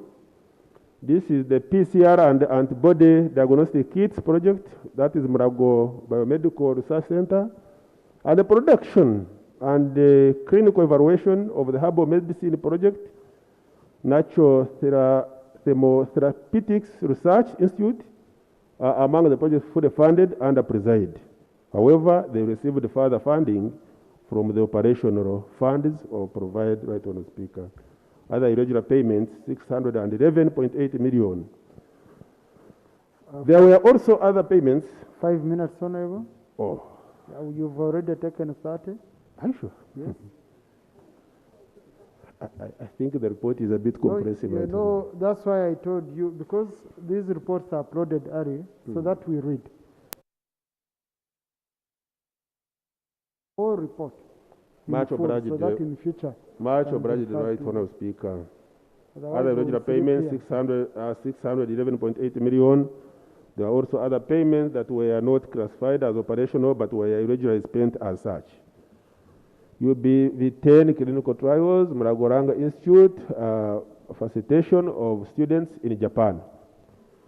Salaries. Although the State House Controller indicated that 1.4 billion was spent on salaries of the 7 staff of preside, the committee could not verify the expenditure because it was unable to obtain a payroll despite several requests for the same from the State House Controller.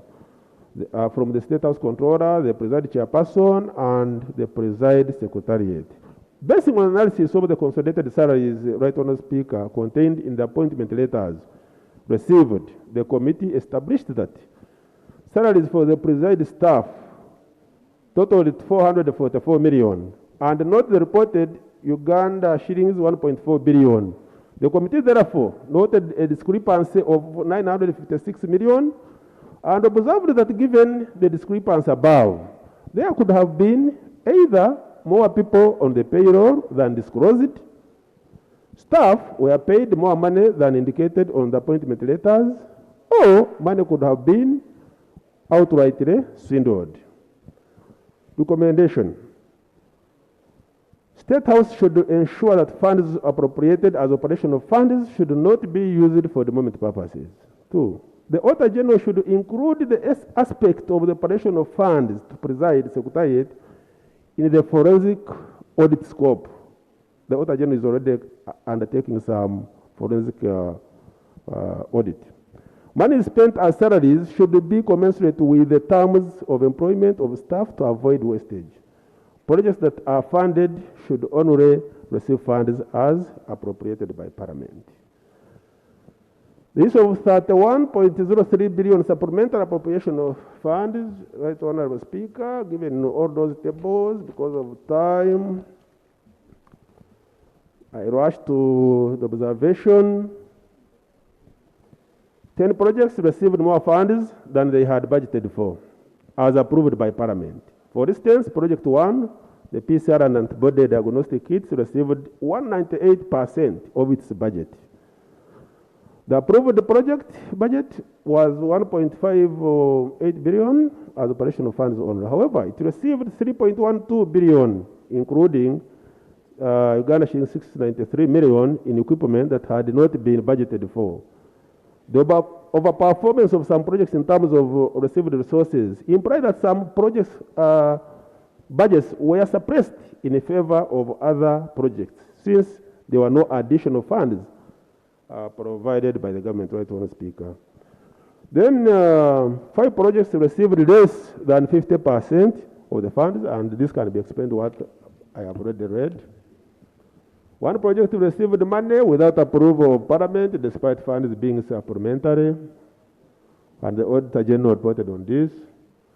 Further, there were violations across projects without requisite approvals. For example, 371.49 million was moved from Project 11, stem cell research, and 12, therapeutic intervention for COVID-19 using antivirals, to Project 2, PCR-based diagnostic assays.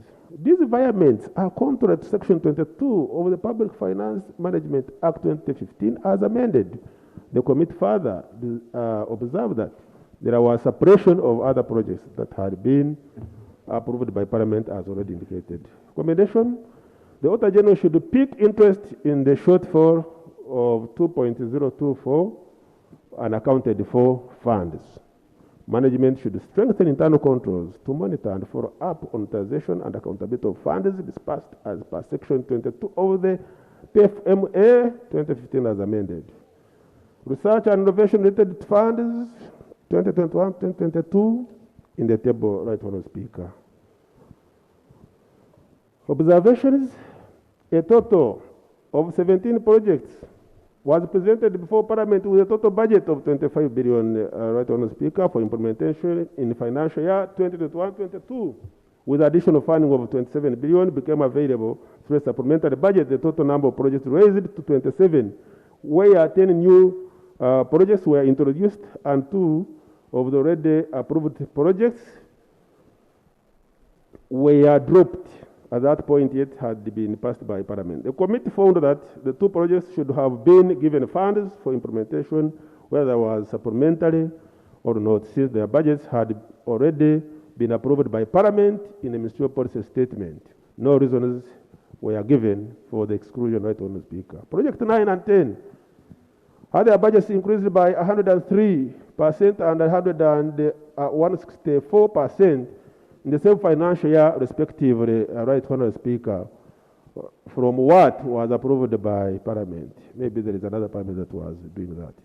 The committee was not privy to the revised proposal that necessitated this increment.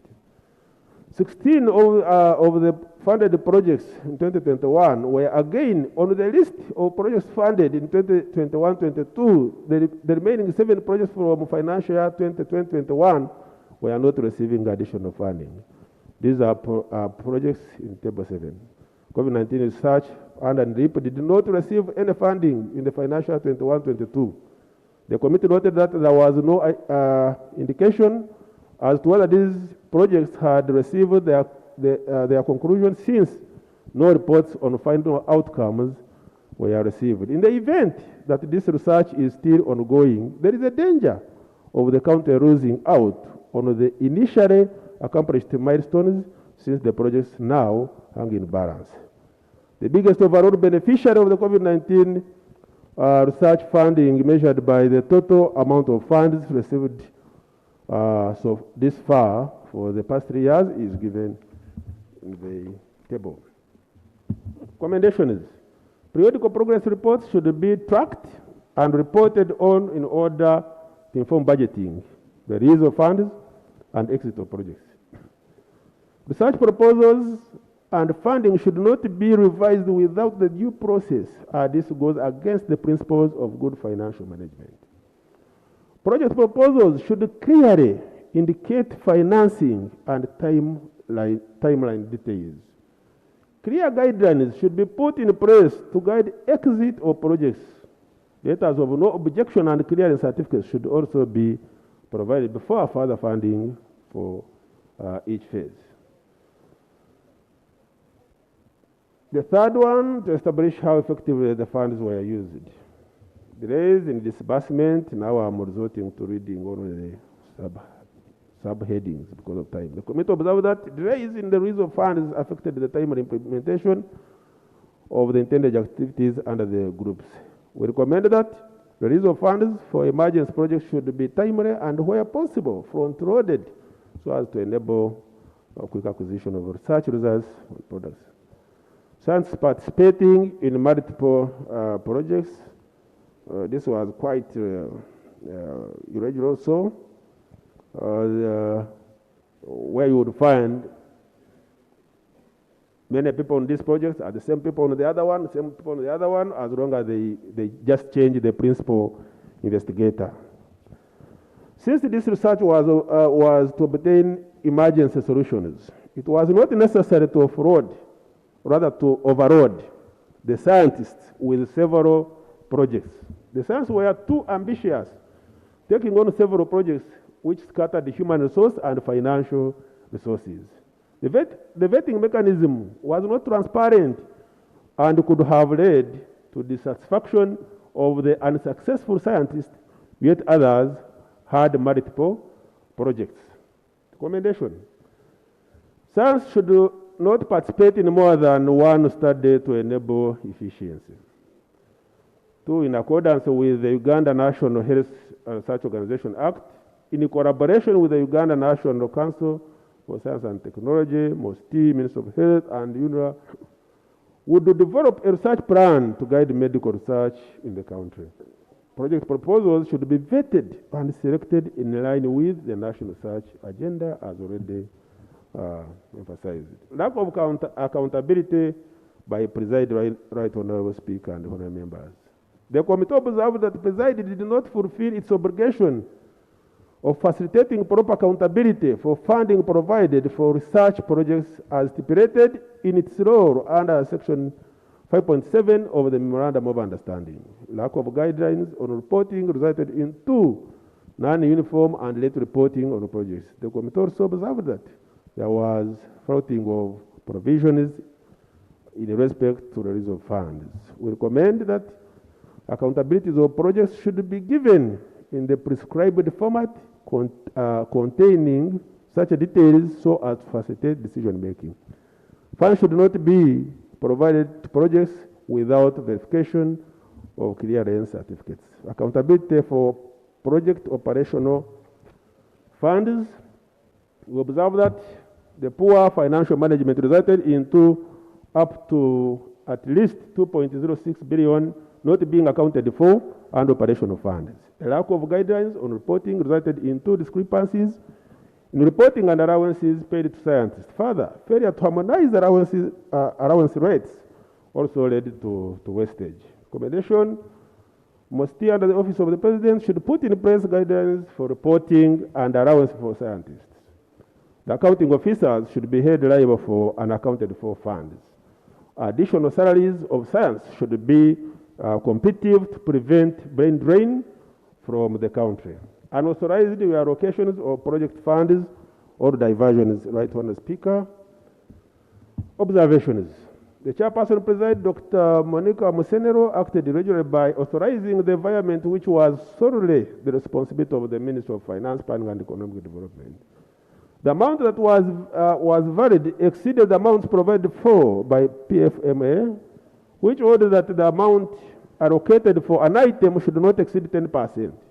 The committee further observed that lack of proper authorization defeats the ministry's oversight and accounting role over the projects. Projects that stood continuously, I repeat that one, Right Honourable Speaker.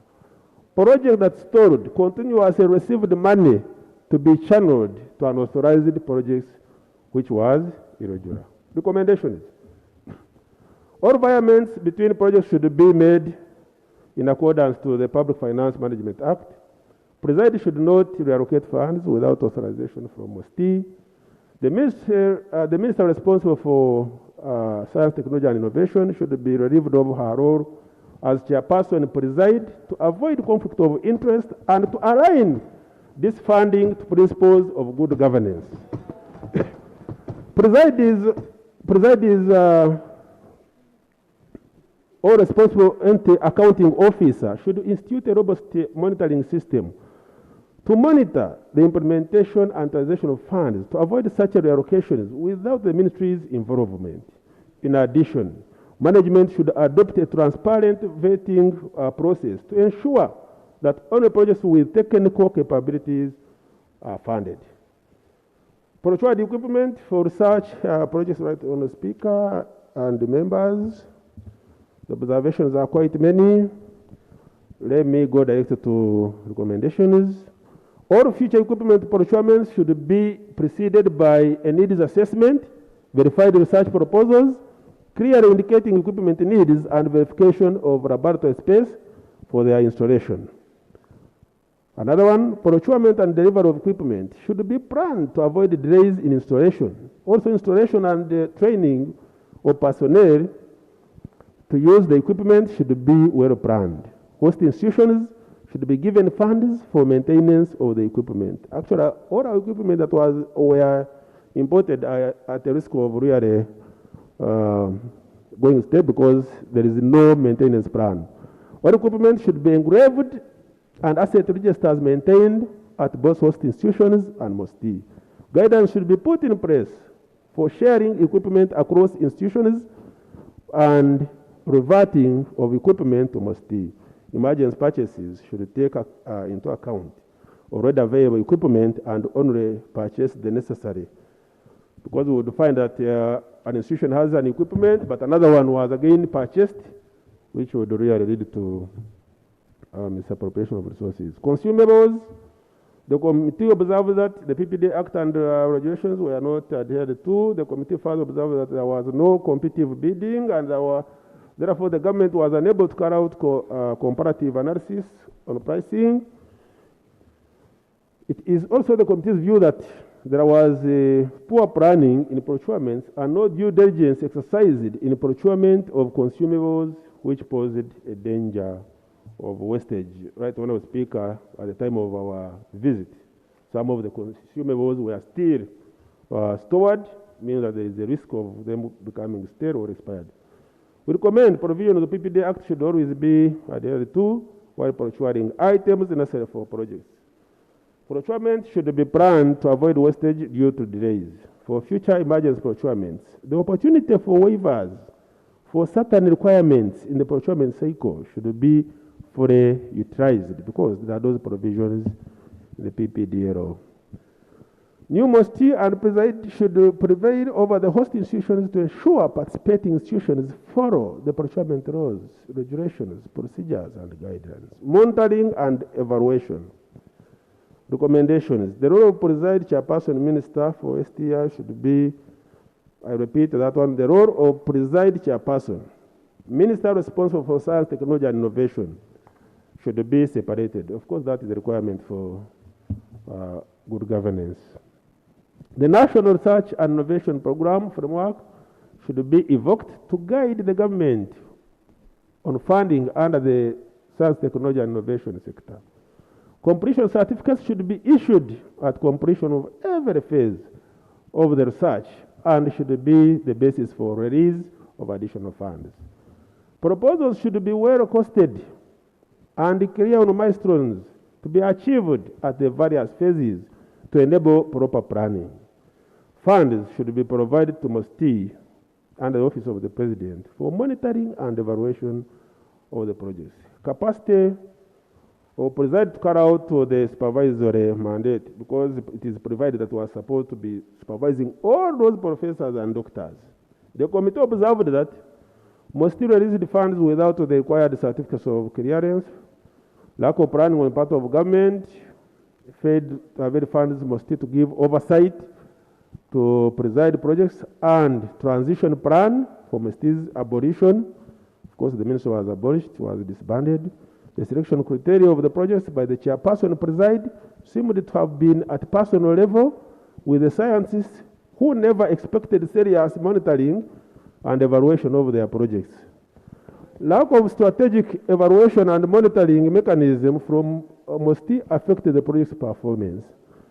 The preside secretariat lacked capacity to supervise the financial and technical aspects of the projects because they lacked the prerequisite qualifications. When you find someone with a bachelor's is supposed to supervise a professor, it is indeed questionable.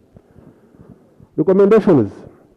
A NARIP framework should be used to guide selection of projects, their monitoring and evaluation and exit. The role of preside, its secretariat and research associates should be absorbed within the structures of the NARIP framework, which is already in existence. The committees within NARIP framework should be constituted with the relevant skills. Consequently, MOSTI should do urgently be staffed. Another term of reference to establish the challenges faced in the development of the COVID-19 vaccines and the medicines, very many observations, right, Honourable Speaker, are given. Then another one to inquire into any other matters incidental to COVID-19 research. Also very, very many observations about the legal status of preside, which is very unclear. Maybe I need to read this observation. Although the project a write-up on preside was provided for to the committee, it was void of any specific terms of reference, mandate, and strategic plan. These limitations not only make dealing with preside risky, but also complicate accountability and enforceability of the objectives. Given that the initiative was to handle large sums of public funds, it was prudent that all legalities are established to guide implementation. Following which is the President's directive, the Prime Minister needed to be advised to the implementation, etc., etc. There is an interesting case. His Excellency the President, as a fountain of honor and head of state, directed that scientific initiative be established to do research on vaccine development for Uganda, following drug hoarding in the developed world. This was in exercise of his powers, constitutional powers, according to Article 98. The committee, however, noted that even when the President issues a directive on a specific matter, such executive powers, executive directives have to be implemented and executed in accordance with the Constitution and other laws of Uganda. And the minister should listen to this carefully. I repeat, the committee, however, noted that even when the President issues a directive on a specific matter, such executive directives have to be implemented and executed in accordance with the Constitution and other laws of Uganda. Article 99, maybe let me leave that now, we will read, but there is an interesting ruling. Colleagues, you can read it. I'm time bad. Recommendation is the government should regularize the establishment of preside under the laws of Uganda if it is to stay. Mark that. The government should regularize the establishment of preside under laws of Uganda if it is to stay, because I don't want to be ordered.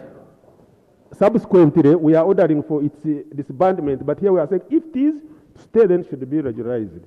Government should ensure that presidential programs, initiatives, and directives are implemented in accordance with the legal framework of Uganda. I think this is now being done for PBID and those other initiatives. So, equally so, it needs to apply to preside. The preside think tank and secretariat, including the staffing.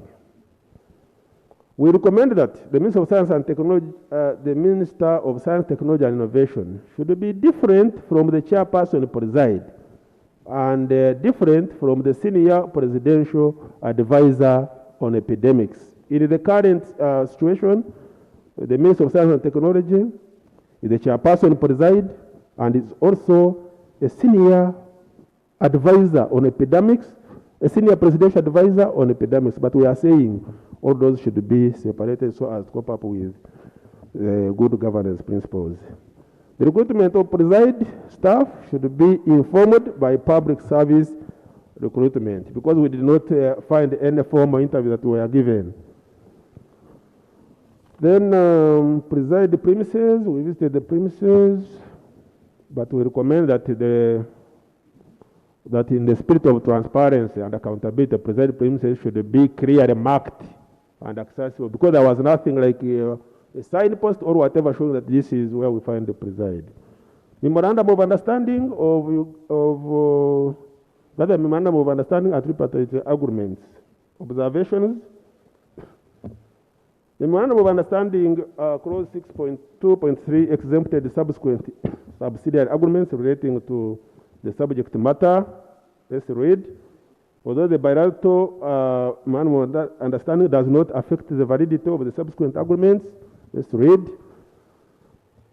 What we recommend, government should ensure that presidential programs, initiatives, and directives be implemented in accordance with the legal framework, as we have already said. In the spirit of rationalization, which is a cabinet position, preside should be disbanded.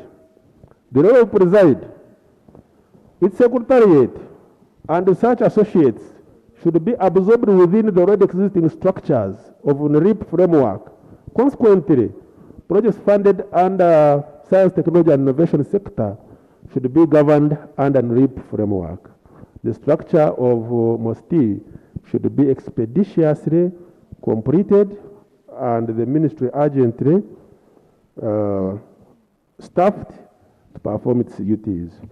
I'm happy the Minister of Public Service is around. Breach of the Memorandum of Understanding. Observations.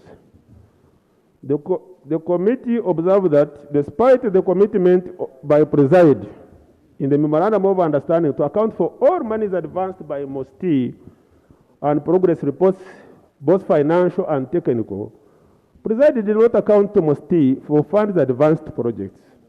Several reminders were sent by the permanent secretary MOSTI. The chairperson presided to provide the accountability for funds disbursed, but all in vain. The individual science eventually accounted for funds disbursed, but not all were accounted for, as was observed in the Auditor General's report on COVID-19 funds. The Auditor General noted that 491 million was not accounted for. Further, there were no clearance certificates issued for funding prior to completion. It was just a word of mouth. I have reached this level, give money and to be given. On the other hand, MOSTI also released the funds without receiving proof of supporting documents as required under that clause of the Memorandum of Understanding. The release of funds was to be tagged to project implementation schedule, clearly showing milestones, a clearance certificate for each stage and project reports. We recommend that MOSTI, which is now under the office of the President, should put in place a new memorandum of understanding whose conditions should be adhered to in respect to all research projects. Selection and vetting process for research projects, but from what I have already presented, I'm sure colleagues you have already gotten the irregularity. So let me just go to the observation, then I will recommendation. The committee observed that the selection of projects was rushed without detailed analysis of their feasibility. The selection process was also not transparent, as there was no external call for proposals, but rather a handpicking of some projects. Not all projects selected were vetted. The selection process of the projects was therefore irregular. Recommendation: management should review its vetting process to ensure thorough due diligence a thorough and due diligence process is undertaken before funds are allocated to projects. Vetting process should be aligned with the NRIP framework in accordance with the Uganda National Health Research Organization Act, in collaboration with the Uganda National Council for Science and Technology.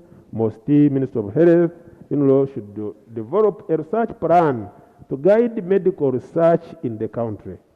The research agenda should be linked to university curriculums and should be informed by the industry needs of the country. Project proposals should be vetted and selected in line with national research agenda as already indicated. Detailed feasibility studies should be carried out to inform selection of projects that are commercially viable. This can be achieved by putting in place a unit within the structure of MOSTI to study the model such projects for commercial viability before they are rolled out. A research and professional database should be established and be made publicly available to identify ongoing research and available skills and expertise. This will facilitate easy identification of researchers and projects in the future, as well as establishing synergies between institutions, as well as guard against duplications. Disregard of established institutions and frameworks. All those are given, right, Honorable Speaker. Observations are quite many. Let me go to the recommendations, right, Honorable Speaker, with your permission. In accordance with the Uganda National Health Research Act, in collaboration with... Honorable Choma, I think I'm going to put the report in the Hansard. Okay. Because really... Just about 3 minutes, right, Honorable Speaker? Conclude, Honorable. Okay, we thank have you. The report here. Right, Honorable Speaker. Colleagues, I let me just concentrate just on... not reading from what he's saying. Okay. You have iPads, you have what? Members need to debate. They are seated here, they are boiling. Thank you, right, Honorable Speaker. Much obliged. In accordance with the Uganda National... These ones I have already hinted on them, colleagues. The Innovation Fund. We recommend that the government enhances annual funding for NRIP by an additional 35 billion to address the current funding gap, which will enhance research development in innovation. All COVID-related project proposals should be vetted and selected in line with the national research agenda. Ongoing research, I will just go to the recommendations. Government should ensure that presidential programs, initiatives, directives implemented, I have already mentioned that. Then public university already catered for. Already catered for.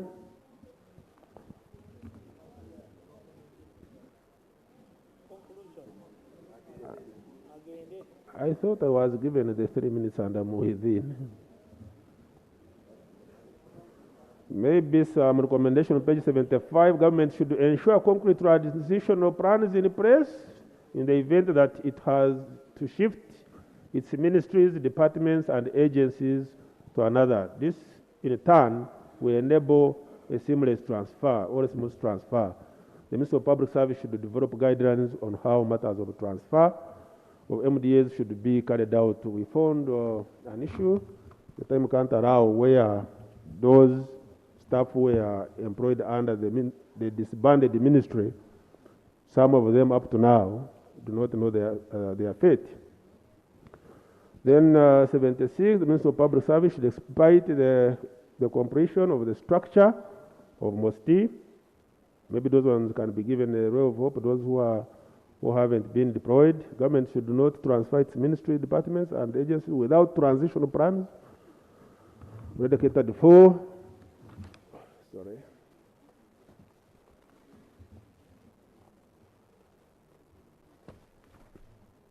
Right, Honourable Speaker, let me go to the conclusion. As I go to the conclusion, right, Honourable Speaker, I want to thank the colleagues,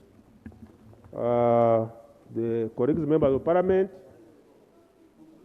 who really were very committed, and the staff. What is the conclusion then? This is the conclusion, therefore. Okay? Although Preside was established with a visionary mandate to be a vehicle to spear the pathogen economy, it has been marred by mismanagement, poor accountability practices, and overall poor planning. At its inception, government failed to define its legality, failed to analyze and optimize the structures that were already in place, and build on these as a way of driving the pathogen economy forward.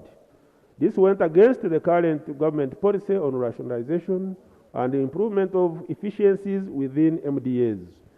The role of UNO and the MOSTI,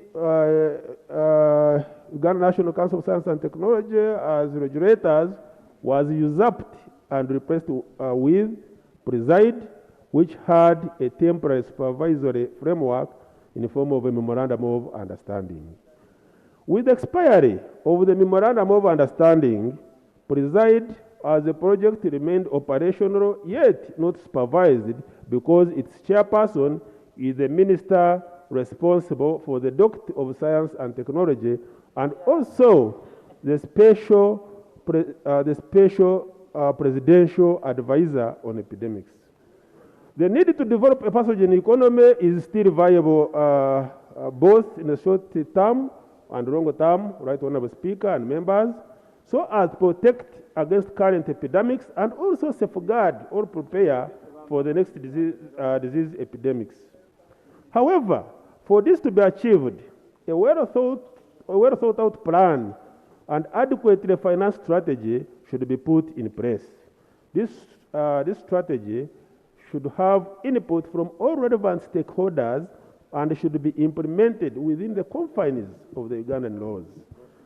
The roles of Preside can adequately be covered under the National Research and Innovation Program framework, supported by NO and the Uganda National Council of Science and Technology Act, with research institutions already part of UNRO. They only required funding to drive their strategic plans forward. Preside, therefore, is a duplication of the already existing structures, but without funds. Given that the chairperson Preside, the Minister of Science, Technology and Innovation, and the Senior Presidential Advisor on Epidemics are the same person, one can say the Preside is currently reporting to itself. For reasons already given in the report, Right Honourable Speaker, the committee strongly recommends that Preside be disbanded and its funding channeled through NRIP with a vetting committee, reporting, monitoring, and evaluation mechanisms already in place under NRIP's framework. The operation of the Innovation Fund can perhaps be better managed. Research and innovation has over the years been inadequately financed. The advent of COVID-19 demonstrated the need for the country to increase its funding towards research, development, and innovation. Consequently, Mr. Speaker, where research is already ongoing at the research institutions, the projects should be funded directly through budget appropriation to the host institution. Mr. Speaker and Right Honourable Speaker and the honourable members, I beg to report. Thank you.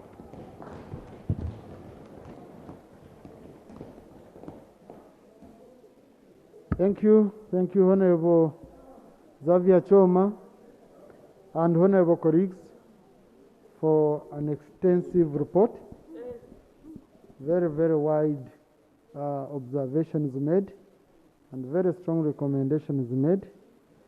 I think it would be prudent, before we go any further, I'll first allow the petitioner, Honourable Yona. Okay? It would be fair. Honourable Yona, I'm giving you a few minutes. Are you satisfied with the findings of the committee?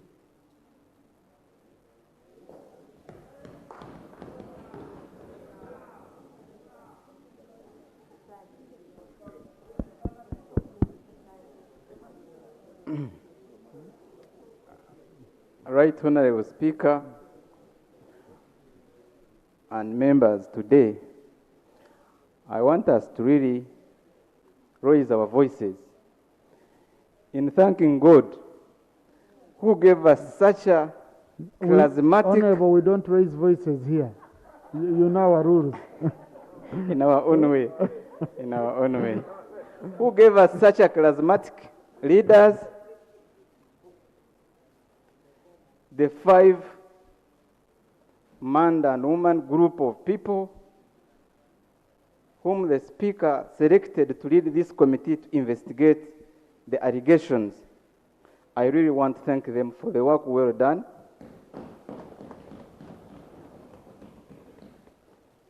And I want to thank the Speaker for really humbly giving him enough time, because I think they had given them 30 minutes to present, but the findings were enormous. And thank you, Mr. Speaker, for giving them more time. I have nothing much I can add on the report, because the report has even unearthed more than I thought.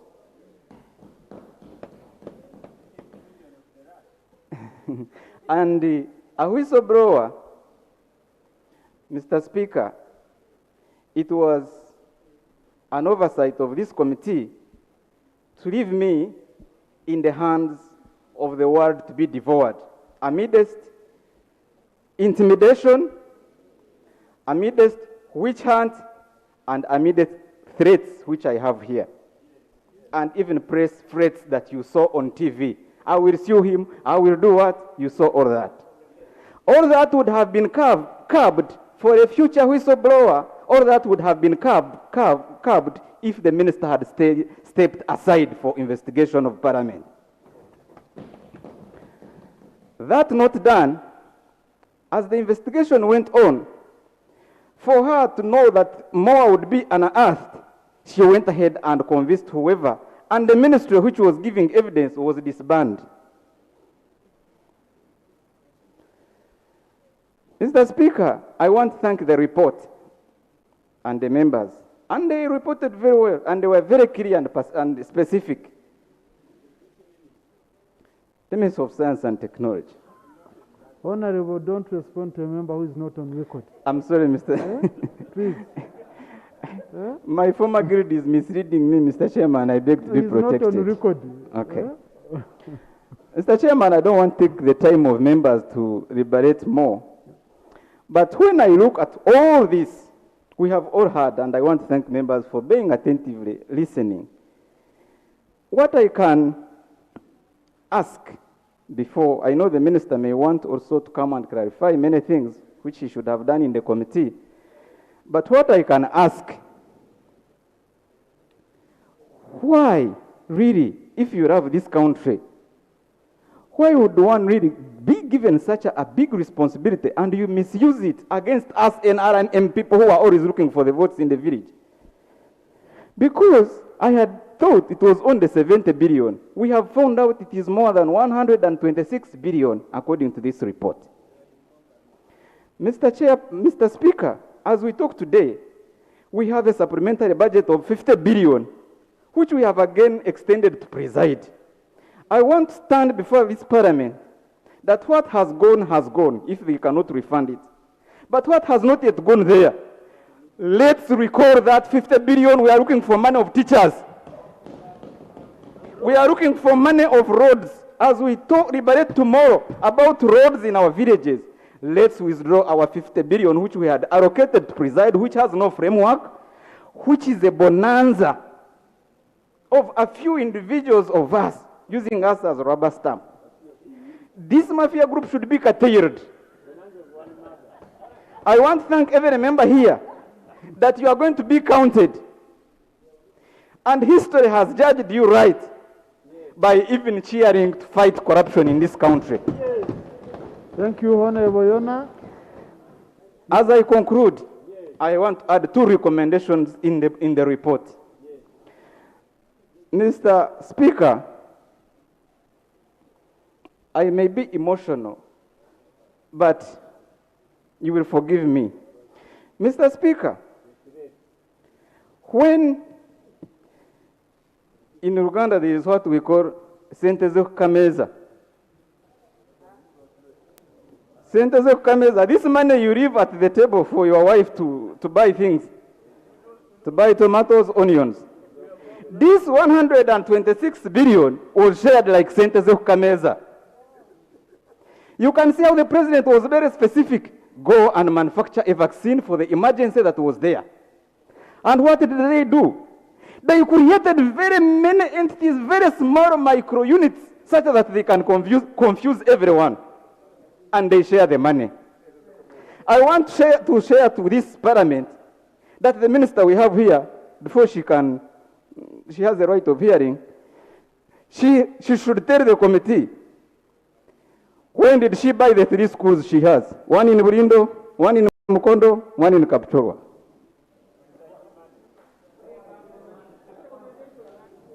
As I recommend that we repress where they are saying Auditor General should proceed with investigations. We recommend that we repress that with IGG. The second and last one. As we talk of corruption, and the president, as he has said, you remember when he said, you people have been bypassing me, I am bringing a savior who is going to fight corruption in this country. You remember when he said that? When he said that, I want to stand here and add my voice on what my president, the one I treasure most, is fighting against. And members, let's stand to be counted. If it is one of us, he's shaming all of us, and we should not accept this. I know the rules of procedure. To censure a minister, we need signatures. I have already drafted papers. I pray that you all append your signatures, and we censure this minister today and not tomorrow. Time is today. Let her be censured such that this country can regain its glory. We have lost a lot. Honorable Yona, I think know where you have gone. If please, colleagues, please. You're going beyond. I've given you enough time. I thank the Speaker for the time you have given me. Thank you. Members, let me prepare your papers. As we get out, we censure the woman and she goes. Honorable colleagues,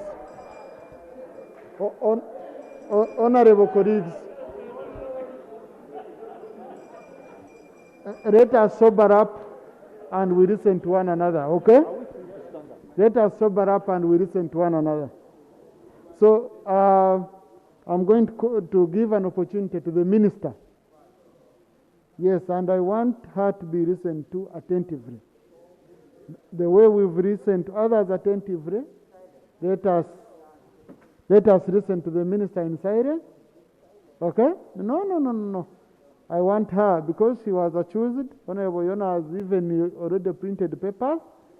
So you can't, it would be fair for us to give her an opportunity to clarify a few things which might have come out of the report. Honorable Minister, the floor is yours.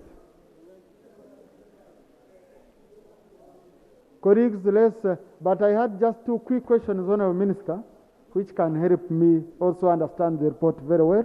Number one, are you still the chairperson of Preside?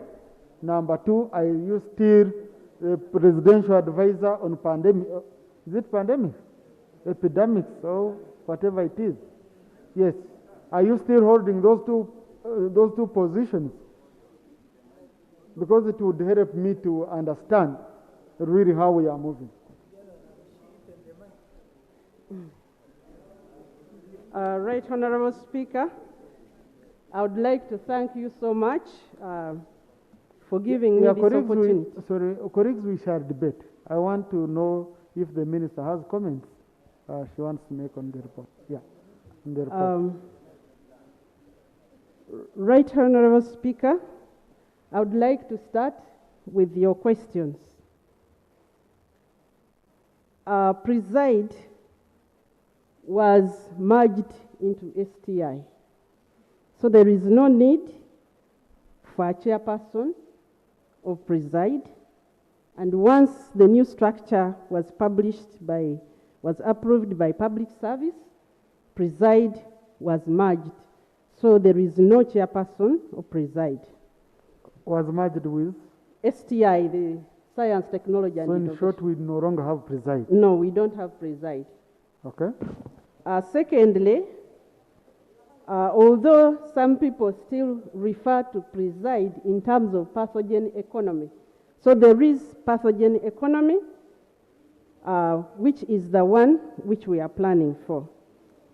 Our presidential advisor is an appointed position, and once you are given another appointment in public service, you relinquish the previous one. So I am not still a presidential advisor. However, due to my expertise, the president may from time to time consult me. No, you're a minister. I'm a minister. So, in charge of the so in that capacity, he may consult me. Right Honorable Speaker, I want to start by appreciating the committee for the work that they have done. I have not had the privilege of reading the report earlier. I am going to study it, but I noticed it was 163 pages, which have a lot of good information. I must commend the committee because they gave a lot of time and dedication, and every time they called me, I was there, sometimes spending full days or 2 to 3 days responding to their needs. Honorable members, research is a complex subject, and the areas which we started under Preside were areas which this country had failed to break through. However, the Preside initiative, which came amidst an emergency, has given the country a strong foundation. And the honorable members will appreciate that we have built a lot of capacity, and now what we need is to work and support this work in the institutions where it is, and STI will continue to provide the strong leadership. I am greatly relieved, despite the allegation by Honorable Yona, the committee's report does not say anything about the 79 billion that he presented here. or any such monies that have been misappropriated. So the Auditor General is the competent authority in this country let's to declare someone Minister, you will have whether time. money has been misappropriated. Honourable Minister, colleagues, where you believe that the Minister is not being factual, you're going to have time, and during the debate, you will you do it. So but I just wanted us to give her time the way we've given the rest time. Thank you, always Right fair. Honourable. The Auditor General received accounts for preside 3 times. The first 2 times, those reports are out. These accountabilities were passed to the then Minister of Science, Technology and Innovation, and they were audited. And audit reports were issued, and these audit reports are available to the public to look at. I also wish the House to note that the committee was looking into work 2020, 2021. So many of the things have changed, and I would beg that at an appropriate time, the Speaker may determine. I'll be given opportunity, 1, to respond to some of the issues, and number 2, to update the House on where we are. I would like to state here categorically that I do not own a single school in Bulindo or Mukono or any other place in the Central Region. The schools I own were established in 2000 in Butebo and Budaka district, long before I was in the government, and they have been operating at the same level. I don't own any such schools. I repeat, I don't own a school, neither am I a board member or in any way associated with a school in Bulindo or Mukono. So there are records from Ministry of Education, there are records in Uganda Registration Service Bureau. I want to thank you, Right Honourable Speaker. I request once again that at an appropriate time, I be given an opportunity to respond to some of these issues. I thank you very much. Colleagues, you've received this report just 5 hours ago, and I think also the person who is being accused of things here and there is not in position, from what she has submitted, is not in position to explain some of these issues, and yet she's saying once given time she would be able, and which is very important for fairness in this House. We shouldn't be seen to have passed reports when we are not fair. And then with that, and many MPs have been coming here telling me this is a very short notice, we are not able to debate this report and finish. I therefore defer debate of the report to Tuesday next week. Next item. Colleagues, this is for your own interest. Go read the report, understand it. Okay? On Tuesday next week we come here without anyone claiming that you ambushed us with the report. I think that's what is fair. Yeah. No. Rope, you were among the first people to tell me that. Okay? So if you're in support, then no need to add on anything. No, we have issues to handle. Let's first handle issues, items under number 7. Number 7. Responses. We've not stopped any debate. We are saying you go read, prepare, and then on Tuesday you come, you debate. Item number 7, I want first to deal with that. Responses by ministers to urgent questions. 7A, Minister of Energy and Mineral Development.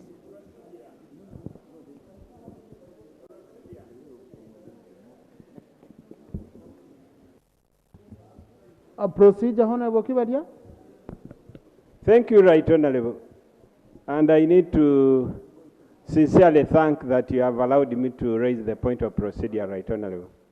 Right Honorable, the rule of justice, you are the people that went to the school of law. For us, we went in economics. Really, much as it provides for the fair hearing, this report has been overdue. And in your submission, when you were beginning to listen to this report, you said you will listen attentively, not to whatever we are going to put forward. And the practice of this Parliament, Right Honorable, if there are contentious issues after debating, it's referred. But the country where I have lived, this country called Uganda, I've lived enough to know what goes on, Right Honorable.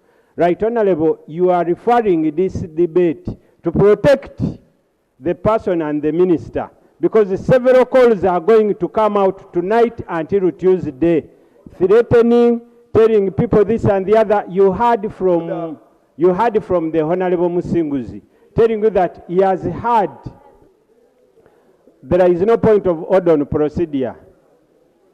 Honorable, you don't start ruling. You're not a presiding officer of this House. Thank you, Right Honorable. You're making rulings now. Thank you, Right Honorable. Right Honorable, Honorable Musinguzi, the whistleblower, told you that he received threats, he has received intimidation. It's only that we are lucky he had the thick skin. People's objectivity here, Right Honorable, is going to be compromised by the calls that are going to happen between now and Tuesday.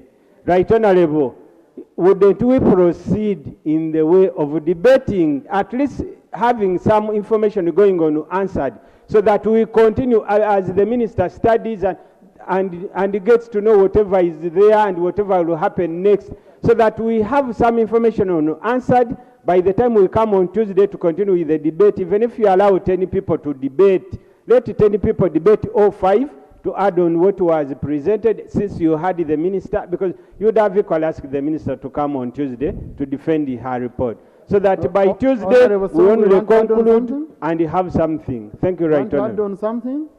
Just a minute. Thank you, Honorable Speaker. Honorable Speaker, now members, let us agree. This report was tabled 7 hours ago. And out of those 7 hours, you have been here for more than 2 hours. What should agree upon our members? This is now a document of Parliament. And the Speaker ruled very well that everything should be put on Hansard. It can only be withdrawn under other procedures. Honorable Speaker, now members, whether we give 10 members to debate now, you need to read this report. There is nothing that can be changed in this report. But we need to take keen interest as members of Parliament. When they talk about patent rights, I don't want to debate the report. You must know what's meant by patentability. Because we have had similar problems with the banana project, where someone, Madam Evelyn Muranga, took the patents of the banana project. So I would pray what the Speaker is saying. I also talked to him. Let us go back on our members. Our strength is in reading and getting more information. I'm interested in getting my good friend, Yona, tabling the names of those schools and how they are run and how they are got. Because there is a lot of money in this report. But you cannot mislead me in this House, Honorable Speaker, that we have read this report properly and you can debate it thoroughly. Once the Speaker commits, is the presiding officer. We shall demand for this report. He has committed next Tuesday. We need the time, go back and look at this report, get other additional documents. And then we censure the minister thoroughly. She might even resign before Tuesday. On her own submission here, honourable members, you heard her. She had come in to defend the amounts, but facts are given. Me, I'm very happy with the report, and the Speaker's ruling is final. Let us meet on Tuesday. We debate this matter extensively, and we make stronger recommendations on the same. That's my prayer, Honourable Cooper. Thank you, Honourable Honourable Cooper. Right, Honourable Speaker. I'm even wondering why we are continuing with the debate. Because if we are to stick to the rules, the Speaker's ruling can only be challenged by emotion. Because the Speaker ruled on this matter, our rule 87.2, the decision of the Speaker or the Chairperson The decision of the Speaker or the Chairperson on any point shall not be open to appeal and shall not be reviewed by the House, except upon a substantive motion made after notice. So, Mr. Speaker, I don't know why you are entertaining the debate on this matter when the rule is very clear. Before you made this ruling, I was of the same view, like on my Honorable Chibalia. I was of the same view that you would debate. But after you have made your rule, ruling, I read this rule and I found myself unable to do that unless I'm able to rise under Rule 87.2. Now that you have already made your ruling, honorable colleagues, I want to appeal us, let us adhere to the rules. But, Honorable Speaker, let Tuesday be Tuesday. Let us go and prepare, read this thing, read the report, 163 pages.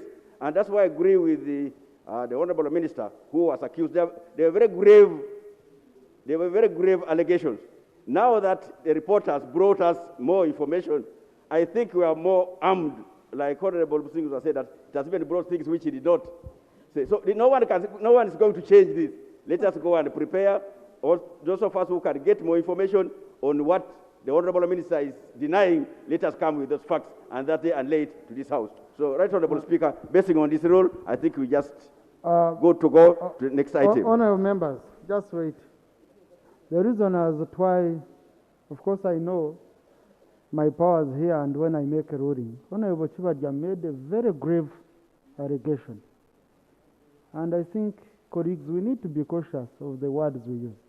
You know, in literature, there is what we call diction, which means the choice of words. So I want to remember to say that I'm postponing a debate to protect the minister. That was very unfortunate, Honorable. Okay? So, Honorable, I ask you, you either substantiate your point or you withdraw it. Thank you, Right Honorable Speaker. Right Honorable Speaker, I withdraw. Thank you. Thank you. Yeah, thank you. So, Honorable colleagues, I request you, Honorable colleagues, I request you, go prepare.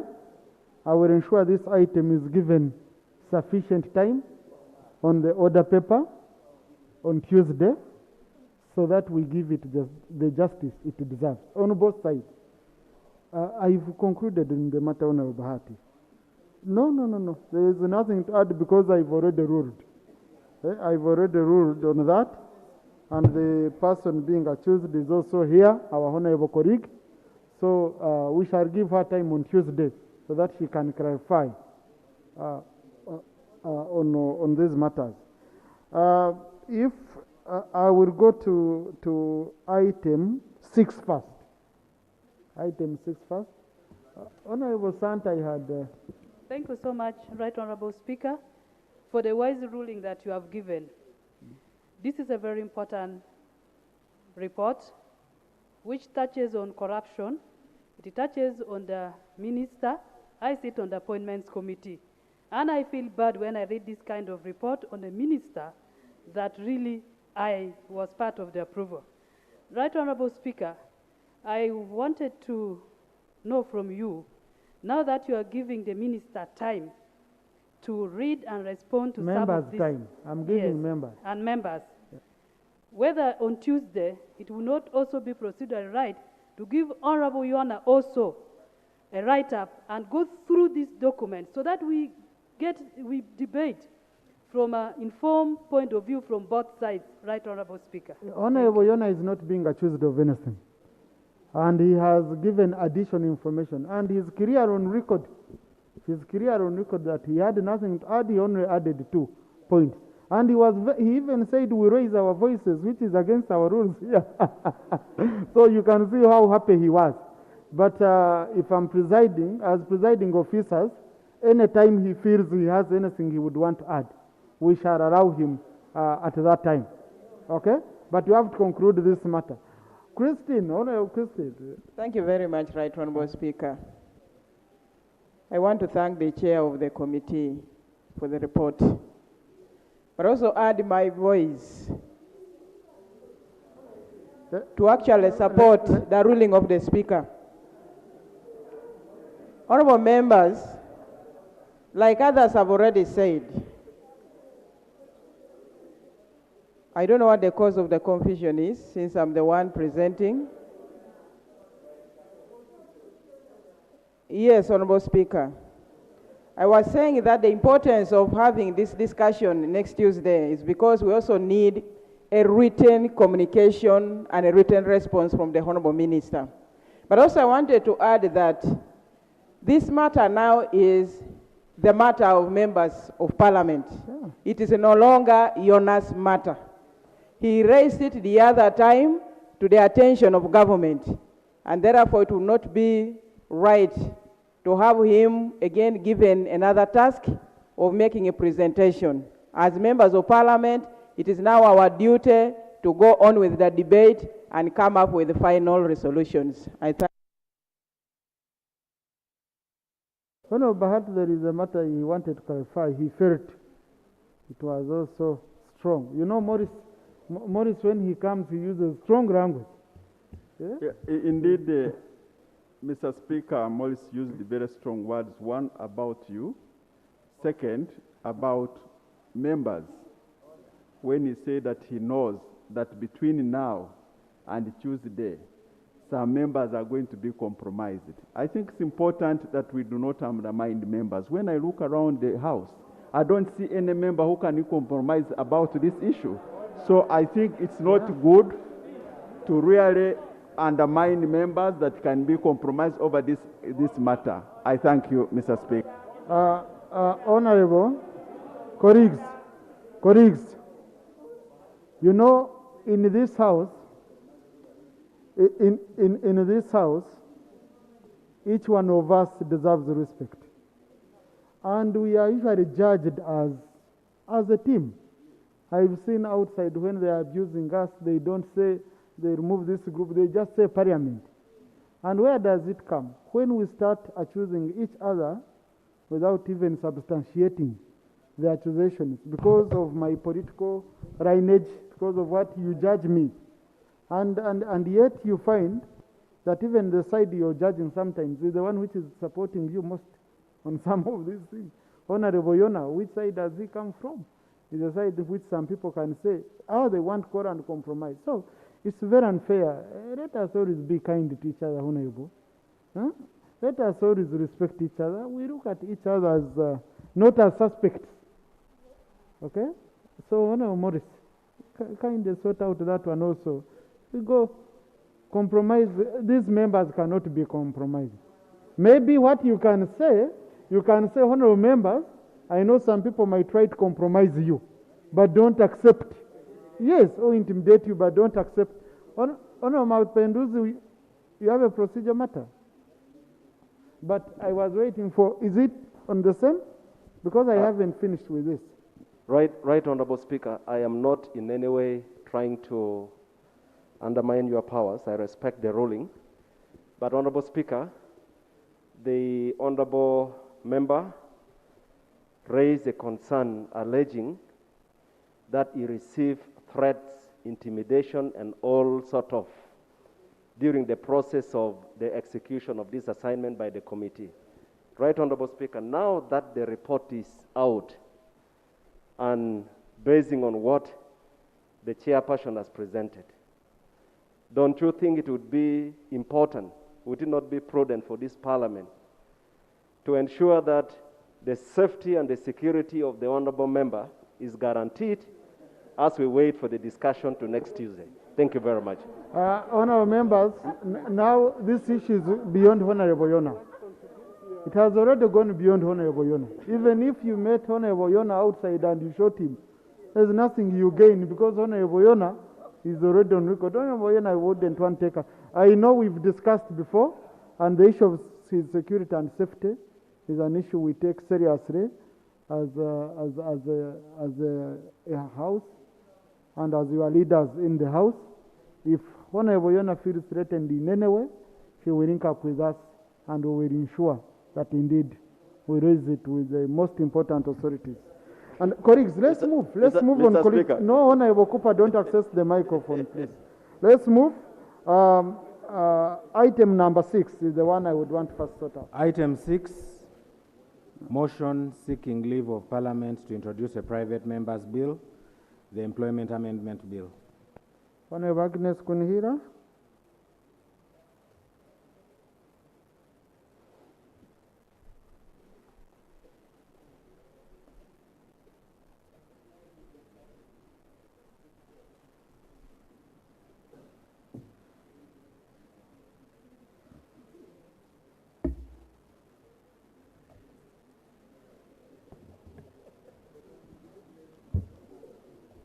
Thank you, Right Honorable Speaker, for this opportunity.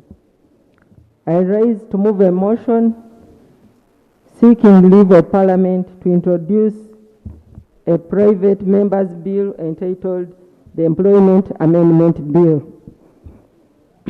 This is moved under Articles 79 and 94 of the Constitution of the Republic of Uganda of 1995 and the Rules 56, 121 and 122 of the Rules of Procedure of Parliament.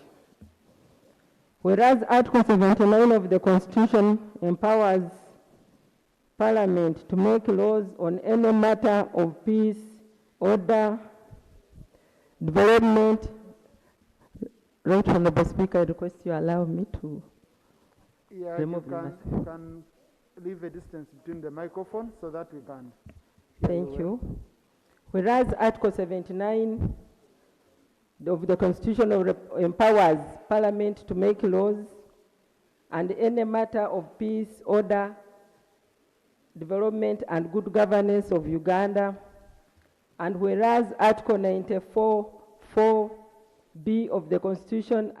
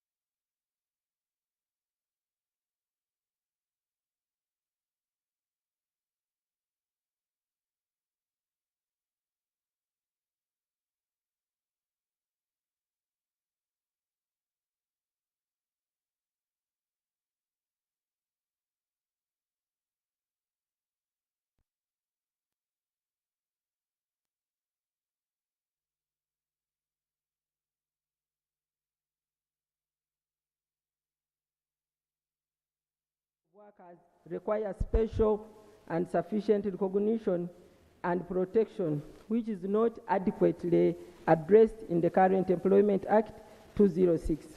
Further acknowledging that the rising local and international demand for semi-skilled labor has led to mushrooming of recruiting agencies whose operations are not adequately regulated under the current Employment Act. Noting that inadequacies in the Employment Act 206 as regards to the regulations of employment agencies, recognition and protection of domestic migrant and casual workers has led to severe exploitation, especially of women, to the extent of deprivation of their workers' rights, including wages, labor, conscription, working under unhealthy conditions, and protection against sexual exploitation, among others. Appreciating that amending the current law to specifically provide for the regulations of recruitment agencies and recognition and protection of domestic workers, migrant workers, and casual workers will guarantee that labor rights and protections guaranteed under the Constitution of Uganda and international labor laws. Now, therefore, be it resolved that Parliament grants me leave to introduce a private member's bill for an act of Parliament entitled the Employment Amendment Bill. I beg to move. Colleagues, Rules 121 of our rules of procedure give you powers to move private members' bills. Okay? But then Rule 122 requires you to first seek leave or get permission of Parliament to bring this kind of bill. So that's what a member is requesting, to exercise her authority as a member to be granted power to introduce a private member's bill. So is the motion seconded?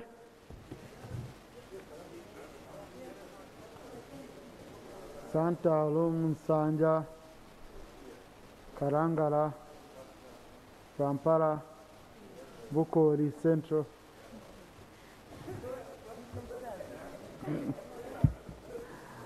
Oseku, the motion is seconded. Honorable, just 5 minutes to speak to your motion. After she has spoken to her motion and the seconders, I will allow the Minister of Gender. It seems he wants to say something with regard to this. Thank you, Right Honorable Speaker. I want to thank you for this opportunity once again.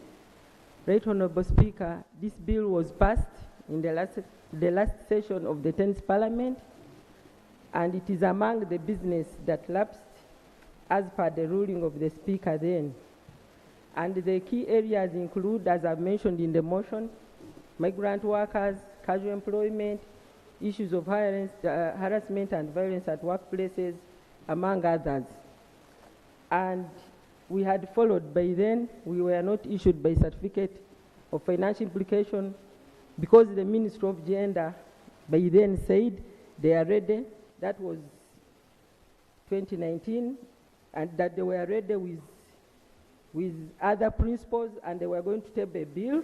So we went through the committee and this bill delayed as we were waiting for the ministry to be able to harmonize, which did not happen, and that bill was passed and lapsed. I now therefore request my humble appeal to members that you grant us leave to be able to retable this bill once again. Thank you so much. Yeah, thank you. Yes, seconders, I'll have Honorable Margaret Rabshija.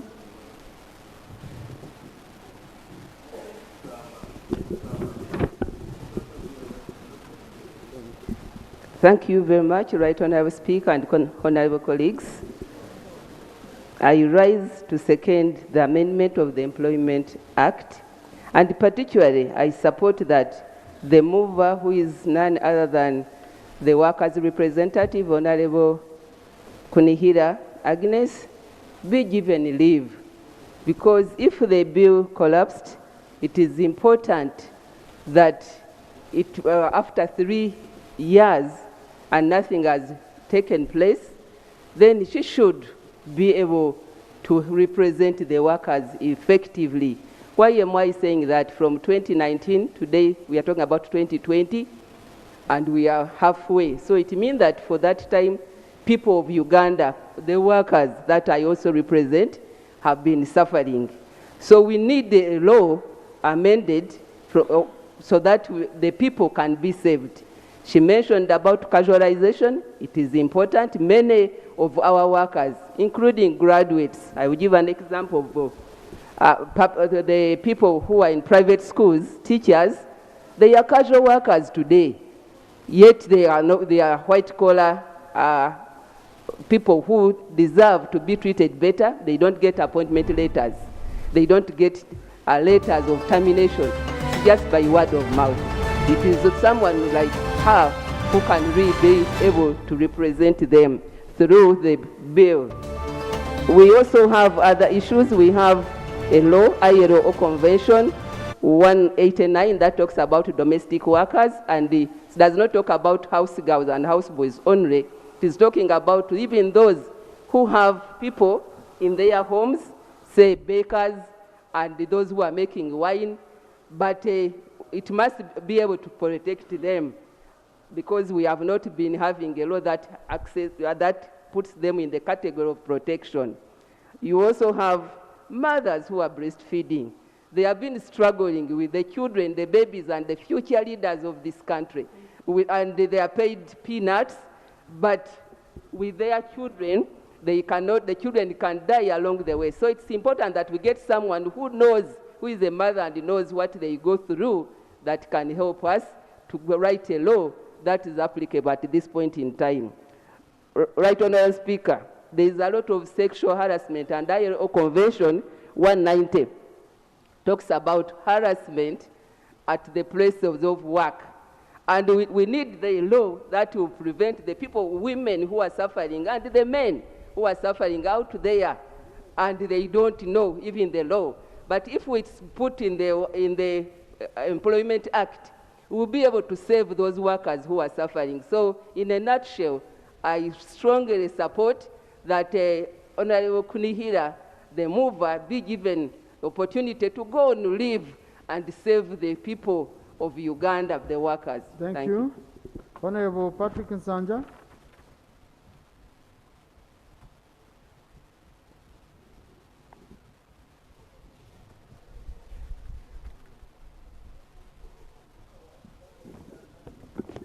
Thank you so much, Mr. Speaker. Mr. Speaker, sir, I stand here under Section 61 of our Rules of Procedure to second the motion that is intended to seek leave to allow a member introduce a private member's bill in regard to our Employment Act. A lot has been said.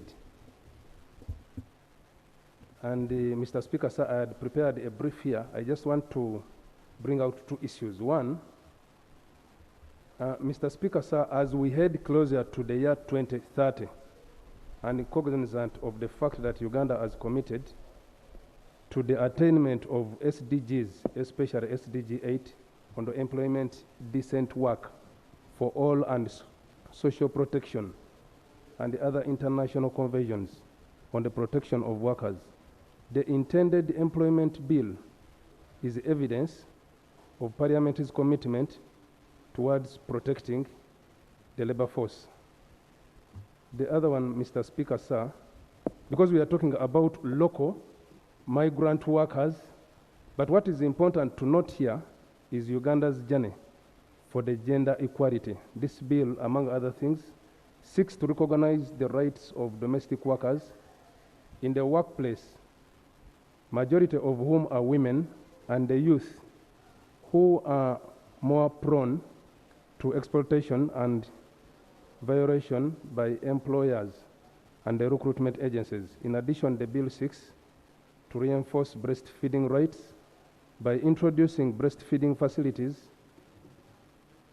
in the workplaces to enable nursing mothers attend to their children while at work. In conclusion, Mr. Speaker, sir, and honorable members, the objective of the intended employment amendment bill, once leave of Parliament is granted, is to amend the Employment Act 2006 to provide the better protection of employers and workers, increase employment opportunities for Ugandan citizens, promote competitiveness of Ugandan workers, enhance affirmative action, establish labor and employment body, streamline licensing and activities of recruitment agents, recruitment companies, protect Ugandans who are exported to work outside Uganda, establish breastfeeding facilities in all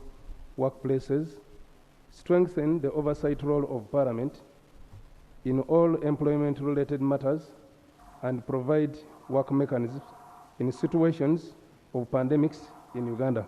Mr. Speaker, sir, once leave is granted, well aware of the procedures, when a private member's bill is presented, we will do whatever it takes to have all the stakeholders, as well as ensuring that whatever provision that is looked into, enough research is done upon, and for which the country, as well as the Ministry of Labor, is streamlined where issues are not right.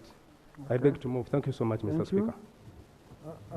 Honorable Santarum was supposed to be Santarum. I'll give you a chance, Honorable Azar. And Honorable in first class cabin.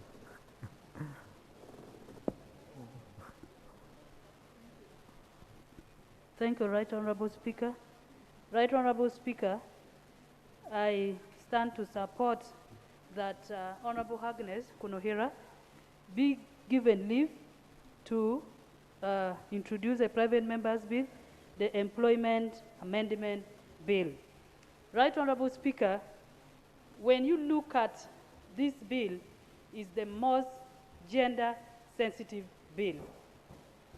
When you look at the issue regarding migrant workers, Right Honorable Speaker, the majority of these people are women.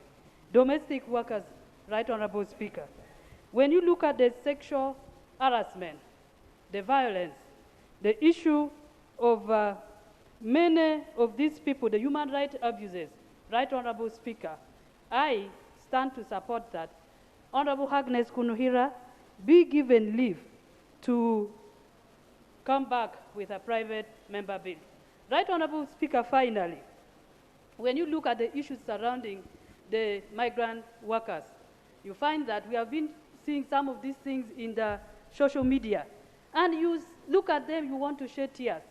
Right Honorable Speaker, this bill elapsed with the last parliament, and it's only good for this country and our children who are out that a private member is given opportunity to liaise with the Ministry of Gender, and they work it out at that level and come before this parliament to address the problem, because a bill comes when there's a problem, to address the problem that the people of Uganda are facing. I want to support Right Honorable Speaker. These are seconders. Before the seconders, now that we've finished with the seconders, seems the minister wanted to say something. Let him first say it. It might be good guidance. No, you're not a seconder rope.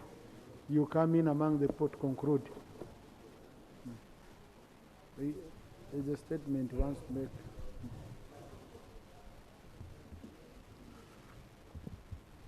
Right Honorable Speaker, I thank you to allow me to say something on this bill. First and foremost, I wish to note that we welcome the idea of the private member seeking leave to introduce the Employment Amendment Bill. Right Honorable Speaker, I wish to inform the House that in 2016, the Law Reform Commission undertook a study on the reform of the Employment Act 2006 and Labor Dispute Arbitration and Settlement Act 2006. Accordingly, the Ministry, in consultation with the stakeholders, including the National Organization of Trade Unions, the Center of the Private Member, Central Organization of Free Trade Unions, and Federation of Uganda Employers, Ministry of Justice and Constitutional Affairs, Law Reform Commission, undertook a process of reviewing the Employment Act 2006 on 30th May 2018 and 15th August 2018. Right Honorable Speaker, the above process resulted in the preparation of a cabinet memorandum on principles for amendment of the Employment Act 2006, which principles were approved by the cabinet in the meeting held at Entebbe on 30th August 2022. Consequently, the Ministry of Justice drafted a comprehensive Employment Amendment Bill 2022, which bill has already been subjected to 2 consultative meetings during the months of April and May 2022, which meetings were also attended by the social partners. The bill will be returned to Cabinet for approval before the same is published and returned to Parliament for discussion and consideration during the month of June 2022. Right Honorable Speaker, the said bill has clauses that address critical gaps in the Employment Act 2006. In the circumstances, Parliament will have to take a decision on whether to deal with two parallel bills aimed at amending the same act separately, or have the two bills consolidated into one. Accordingly, Right Honourable Speaker and members of Parliament, we would beg that the Ministry takes over the responsibility of sponsoring the process of amending the Employment Act 2006. If this proposal is agreeable, then we shall definitely accord the private mover our maximum cooperation in the process of integrating provisions in this bill into government-sponsored bill. Right Honourable Speaker and members, in conclusion, therefore, I would like to thank you for giving me an audience to formally present the ministry position on the Employment Amendment Bill. I therefore pray that Parliament concurs with our proposal. Thank you. Thank you. Thank you, Honourable Minister. No, Chair, don't mind. Chair, don't mind. Colleagues, for us, yes, I'm coming, Honourable. I have not yet opened debate. Honourable Minister, we appreciate the efforts you've taken. But I think the route we are going to take is whoever brings theirs first is the one we shall go with. Okay? If a member brings her bill first, ready, we go with, you will go, you support her. If you bring yours first, that is if the members grant her leave, because you've not yet granted her leave. Then, if you come first before hers is ready, then she will collapse hers into yours. And then we move. Okay? Otherwise, now, there is no justification we can give to a member for whom you promised that you are going to bring a bill and you never brought it. And then we again say, no, Honourable, don't proceed. The minister has already finished ABCD. So let me open debate for 15 minutes, and then we conclude. I'll start with Honourable Azato. I follow with Honourable Buvuma, and I follow with Honourable Aisha. So I'm going to give you, let's use 2 minutes, 2 minutes. This is very direct.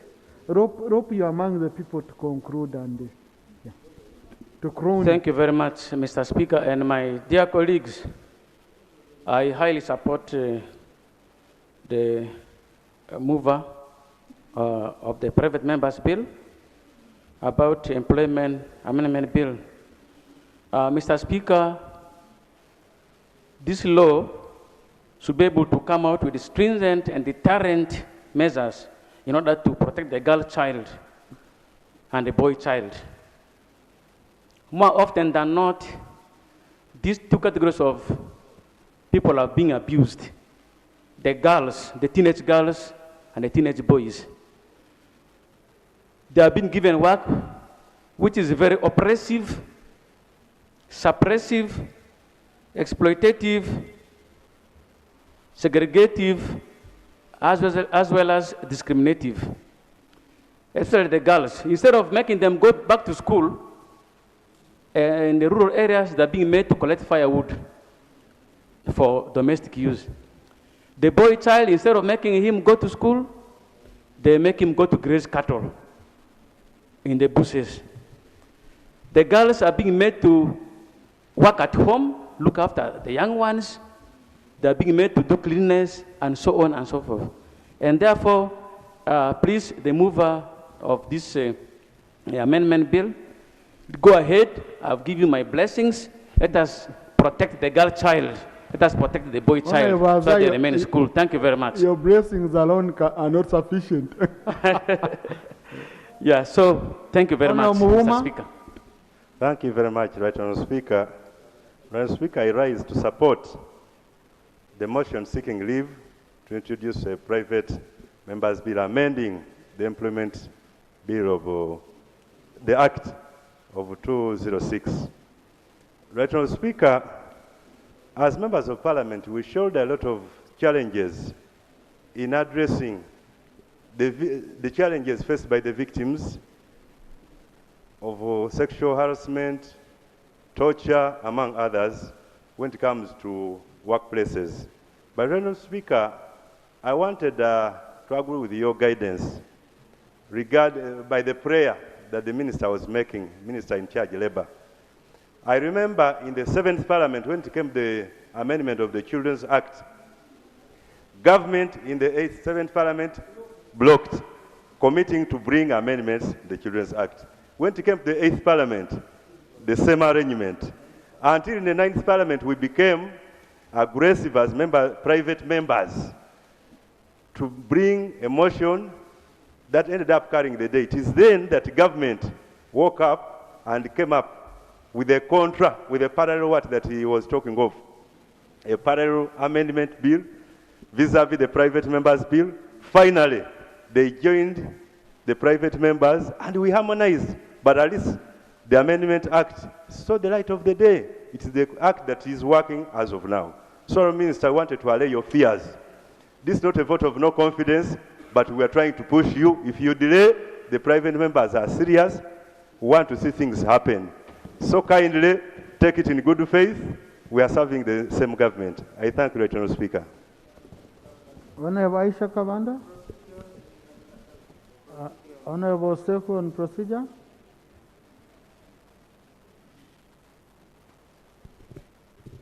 Thank you very much, Right Honourable Speaker. The procedural issue I'm raising perturbs me because I'm wondering the purpose of the debate we are undertaking right now. Please, Honourable Chibadi is not on. Yeah, because Right Honourable Speaker, it is expressed under Article 94 of the Constitution that to bring a private member's bill is a right. And Honourable Agnes Kurohira has presented the bill, you have seconded it. So wouldn't it be procedural right to recognize that to bring a bill is a right and that she has fulfilled the necessary, steps to do so? And therefore, Mr. Speaker, I would beg that you rule on whether she should proceed with the bill, because what the Honourable Minister said is does not deter. There is no anywhere provided that the Minister on his presentation may stop the private member from proceeding. So we seek your indulgence, Right Honourable Speaker. Thank you, Honourable. You see, the rules require us also to give leave. And how do you do it? You do it by allowing members to express their opinions. And I think what you could have done, if you had felt that the mood, we are all agreeing with a certain mood, then you would have moved under Rule 81 of our rules of procedure, since we've already started debate, so that we can close the debate. Mr. Speaker, it is on record on this House that such a situation has ever come up previously. And the ruling of the same chair was that there was no need for such a debate as to whether a private member should actually be allowed to bring a bill. It was the ruling of this very House, Mr. Speaker. Honourable Member, I'm doing this under Rule 122, where he or she must get leave, okay? And it's very, very important. So I guided you on what you can do. If you felt that indeed, I've seen situations where members have been denied leave by members. The House has power to either grant you leave or not. And how do I determine that? By allowing you to express your opinions as colleagues. So if we do that. Thank you, Mr. Speaker. You had caught my eye. Yeah. Thank you. Thank you so much, Mr. Speaker. And I beg your pardon about the statement I just made. I thank you, first of all, for the wise ruling that the colleagues' request to be offered leave to bring a private member's bill be upheld. Thank you so much for that ruling. And we agree that the employment law, current law, is kind of getting outdated. Things in Uganda are moving quite faster. Previously, government was the major employer. Today, the informal sector actually is becoming the major employer. With the industries growing, we suffered a lot of consequences here under COVID. When many of our people were laid off, they are calling us as members of parliament desperately, and we didn't have what to tell them because they lacked employment letters. They didn't have a right to claim because they had no locus. So it's really so important that this bill comes up. And it's regrettable that the ministry had not thought of this, and it would be very wrong of them to shoot the efforts of the honourable member who wants to move progressively. I am in her support, and moving together, hopefully we shall be able to bring a good law. Thank you. Motion, Chegegwa. I rise to put up a motion that the debate be closed and we allow the private member to take leave and come up with the bill to amend the Employment Act. Thank you. No, Rope, when the motion is on table, my hands are tied. Is the motion seconded? Okay, so, no, really, on close of debate, which amendment do you want to bring? Colleagues, let's be serious. So, I think, colleagues, let's just put a question that this parliament grants leave to Honorable Agnes Kunhira, MP for Workers, to introduce a private member's bill entitled the Employment Amendment Bill. Those in favor say aye, those against say nay. The ayes have it. You want to say something on that? Thank you, no Speaker, and no members for supporting this motion.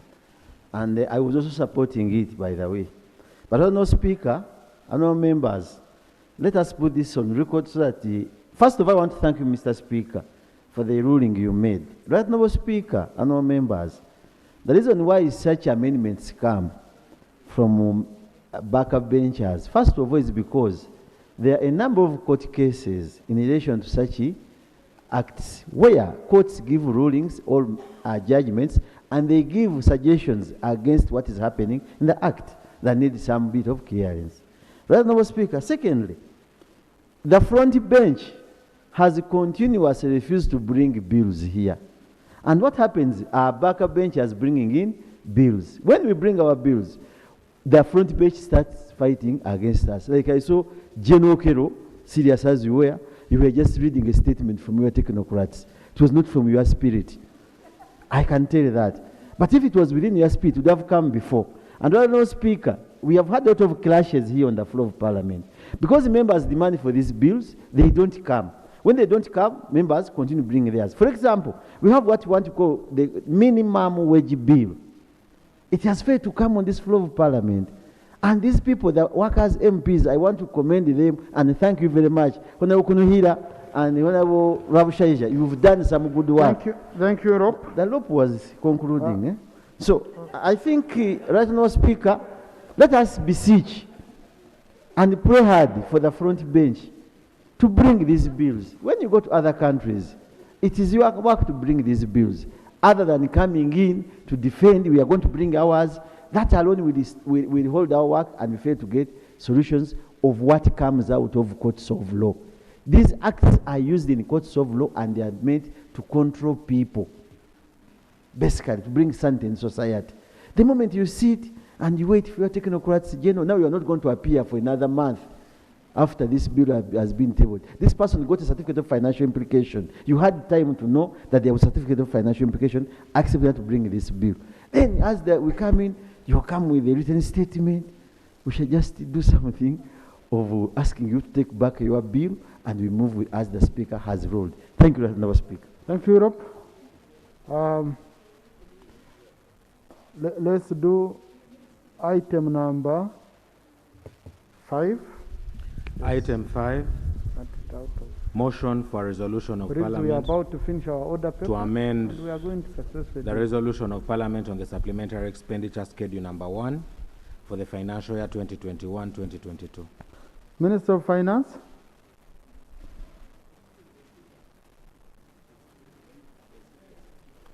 Procedure.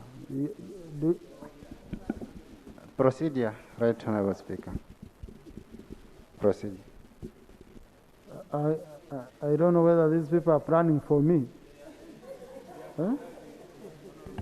Right Honourable Speaker is a... Hey, no, I called finance.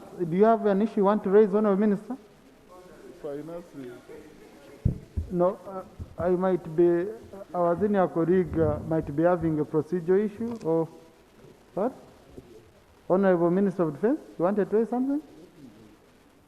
Okay. There is a procedure matter. Now, Minister of Defence, if you don't have any procedure matter, then... Thank you, Right Honourable Speaker. Who came on first? You came first? Yes. Please.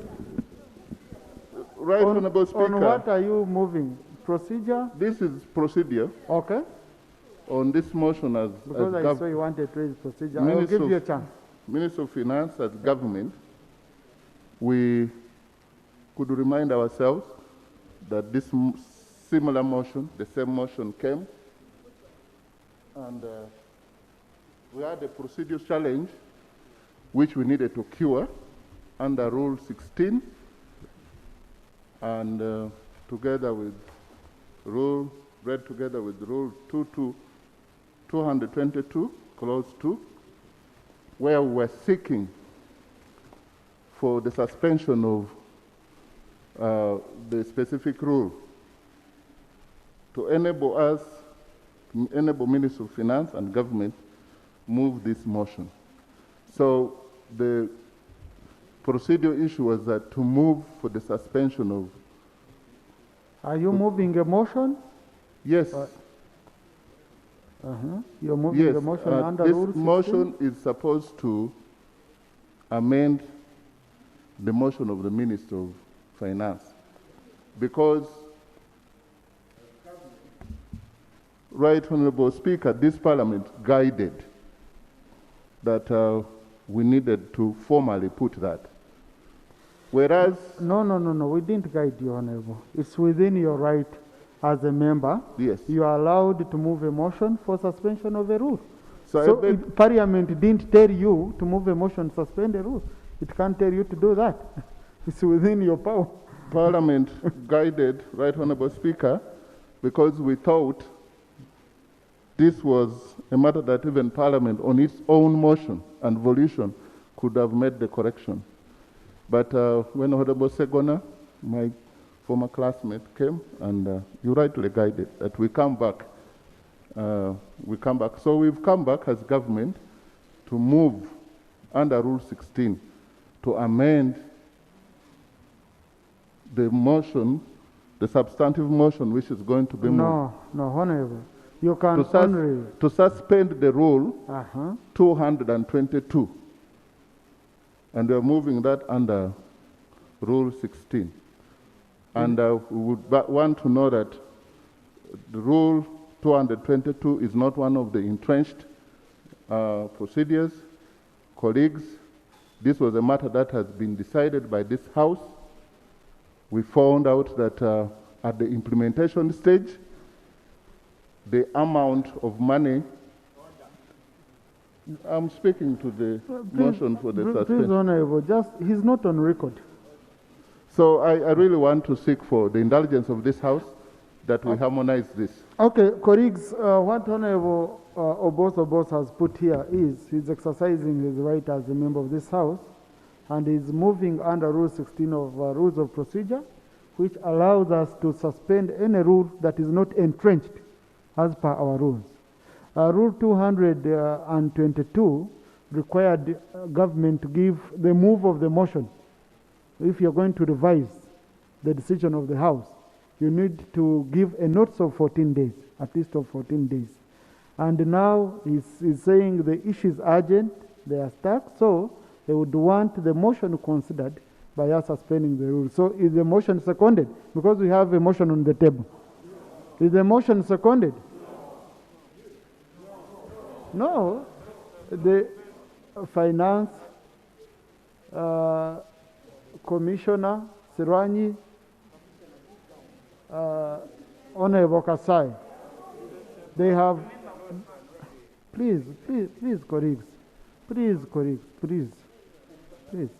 You see, when a member has his or her right here, okay? A member has his or her right. And you must allow a member to exercise that right. Yes. And what they are saying is very simple. Whether in 14 days, whether now, the issue is addressing an emergency they have on a decision you had already taken. So that's what they are saying. Very simple. So if it is seconded, I put the question that Rule 222 be suspended to allow the minister present the motion. To allow the minister present the motion for a resolution of Parliament under Rule 16 of our Rules of Procedure. Yes, read Rule 16. Okay? Read Rule 16, it allows you to suspend any rule apart from those which are entrenched. And that is your right as a member and the right of this House. So,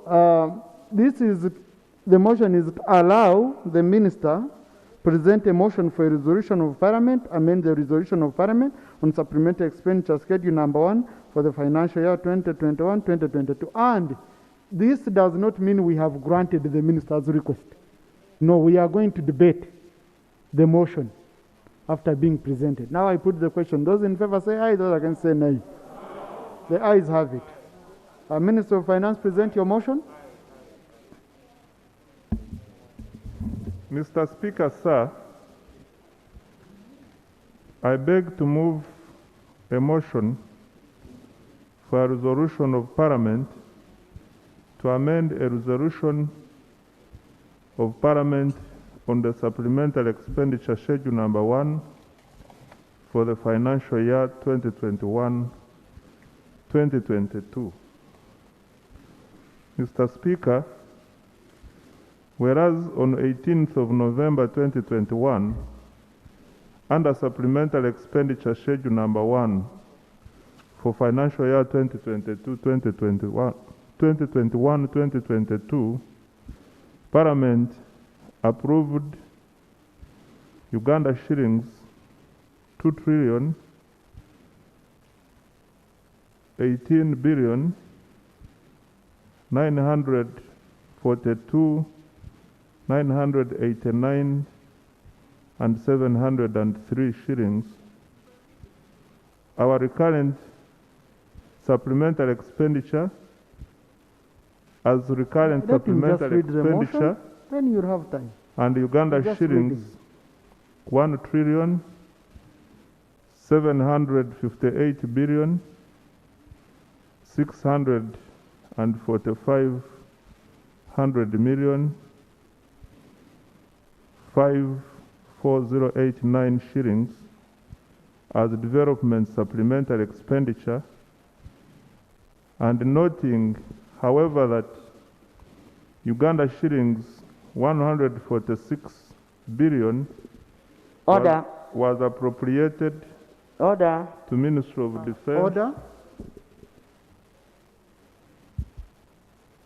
But right, Honorable Speaker, I'm standing on point of order because I'm seeing the minister reading a motion which was a subject of a motion that was passed, and as rightly stated so, on the 18th of November 2021.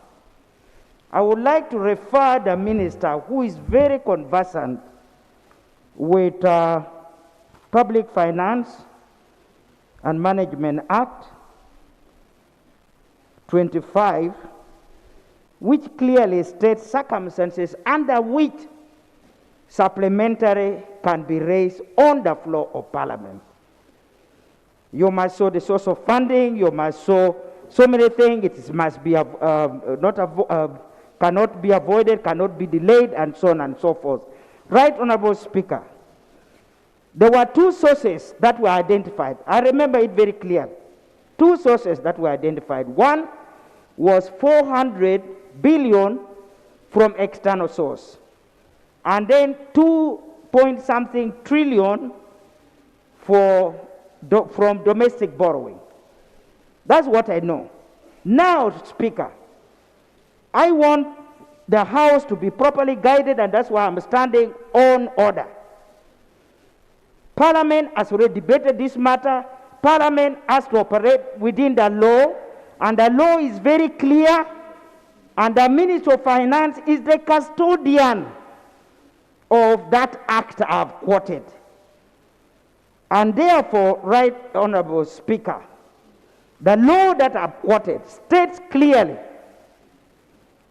that before the supplementary can be brought, the minister must show the source of funding. I know that the external source has been done. I think either yesterday or the day before, Parliament decided that domestic borrowing is not possible. We can't do it. And therefore, Right Honorable Speaker, I don't want to be associated with somebody trying to enter through the back door to trick Parliament to shoot its own foot on a matter which is so important. Right Honorable Speaker, is it in order for the minister to deliberately confuse us on a matter of the law? Is it in order to really malign the image of this Parliament? Is it in order? And this is a deliberate act. Thank you, Honourable Minister. Honourable Member. Honourable Member, when I read the resolution of the motion of the Minister, it says, motion for a resolution of Parliament to amend the resolution of Parliament. I have not seen anywhere where they are saying motion for a resolution of Parliament to to introduce a new supplementary, because you're saying they are introducing a supplementary. So now what I would request is listen to the minister, you listen to the content of his submission. You know, listening is very important. The moment you get the information, because I've read this document, if any one of us has read this document, Honorable Cecile Ogwan, I want you, as you read, I want you to check for me where the minister is introducing new money beyond what this House approved. Because if the minister is introducing a new request for money, for new money, then that means he's requesting for a supplementary. But he's saying, the minister, if you read the document which we've been having, the minister says, you gave me, for example, 100 billion. Within my 100 billion, I had allocated it this way. Now, I want within my 100 million, which you approved, that I use, I want to change some of the money from here to here. He's not saying, out of the 100 million, add me 10 million. If he's adding on anything, and that's why I'm saying we listen, because I read, before I allowed this on the order paper, I read this issue with the speaker, and we read it. So, you first allow a minister to present.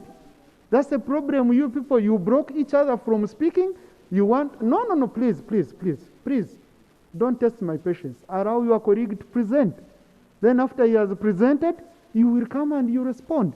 Now what are you responding to before he can present? Thank you. No, please. Let's leave games here. Please, Honourable Minister, uninterrupted, present. And then after, members are going to raise their procedural matters. And they will be Thank given you. a chance. Right, No Honourable. decision will be made before you can raise your issues. Thank you, Right Honourable Honourable Minister, Speaker, please go on and present. for your and wise then we allow ruling. colleagues to raise Right. their issues. Right Honourable Speaker, I want to go to bullet 2, which states that noting, however, that Uganda shillings 146 billion was appropriated to Ministry of Defence and Veteran Affairs, of which Uganda shillings 131 billion was for recurrent expenditures and Uganda shillings 15 billion was for classified expenditures. The Ministry of Defence and Veteran Affairs seeks to transfer Uganda shillings 48 billion 267 million 292,826,000 from recurrent expenditure category to development expenditure category to acquire UPDF machinery and equipment, construction of National Defence College, and compensation for National Housing Corporation.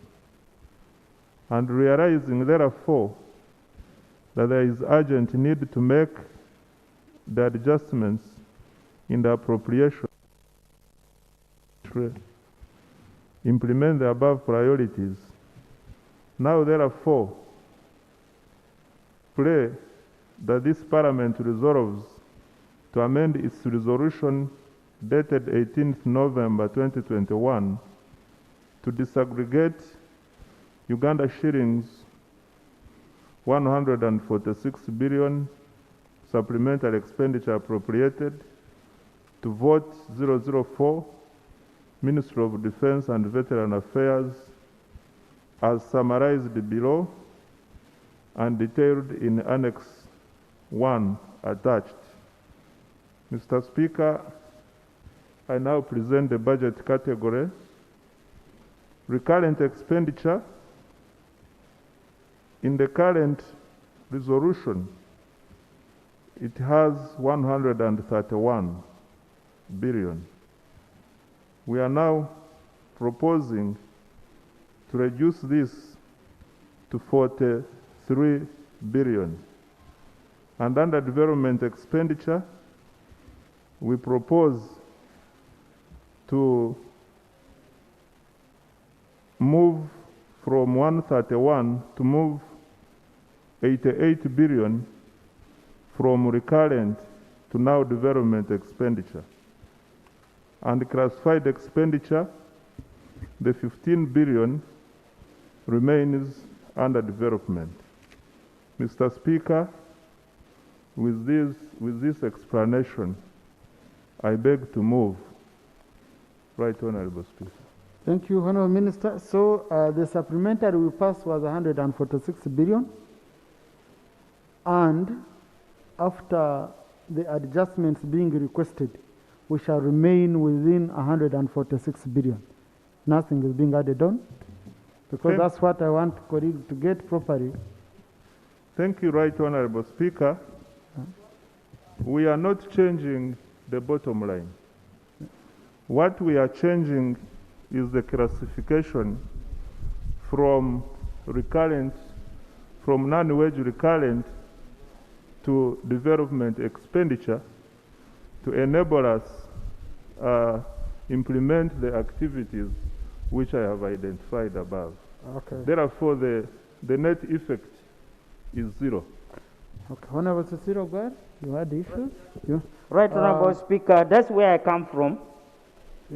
I am aware, Right Honourable Speaker, that the Minister of Finance, the Minister of State for Finance, would not successfully defend this supplementary if presented to the Budget Committee. But, God forbid, there are several ways of acquiring this. Right Honourable Speaker, my greatest concern is the qualification for supplementary.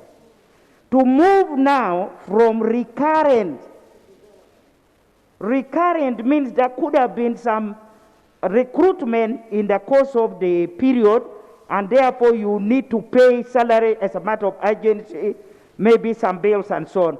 But to say, I now need this money, Parliament and Speaker now need this money, not actually for those unavoidable emergency issues, but for me to acquire equipment, for me to build 700 units of houses. This we would just humbly request you. If we are working at a normal environment, we would request you to put it under the next budget, which starts in July. That's 1 month from now. But you cannot definitely treat, Speaker, this is where I'm coming from. This is where I'm coming from. Please, for heaven's sake, from heaven's sake, please, yeah, I'm old. I know I did not do law, but the little I know is enough to make me survive. Okay. And I'm therefore instructing you that please, don't put us backward. No. No, Honorable you ask this money for... Honorable Cicero Gwari, you're exceeding your powers. As a member of Parliament, you don't have powers to instruct a minister on what he should do. Procedure? Right, Honorable. Honorable, you had already exceeded your time and I gave you more time. Thank you, Right Honorable Speaker. It is true the minister came for approval. And I believe the basis of the motion was to amend the resolution that was premised on another parliamentary approval to borrow 2.049 trillion in order to secure the financing. Now that was recommended to the Committee of National Economy. Now in that report, rather when the Committee of National Economy, together with the minister, discussed this matter, we produced a report. And I believe the report is ready for submission on the floor of Parliament. What is happening now, seemingly, the minister is trying to smuggle something on the floor of Parliament, or maybe he's trying to be very smart and bypassing. Order. I'm on procedure. No, even on procedure, you can be procedure wrong. Matter. Point of order. I think, colleagues, I think the Honorable Jacob Oranya, the late, may his soul rest in eternal peace, he made a very clear ruling here that even on procedure you can go out of order. I remember here, even on procedure, when you're on procedure, you can go out, you can be out of order. So when order comes, please, you allow it itself. Yeah. So order.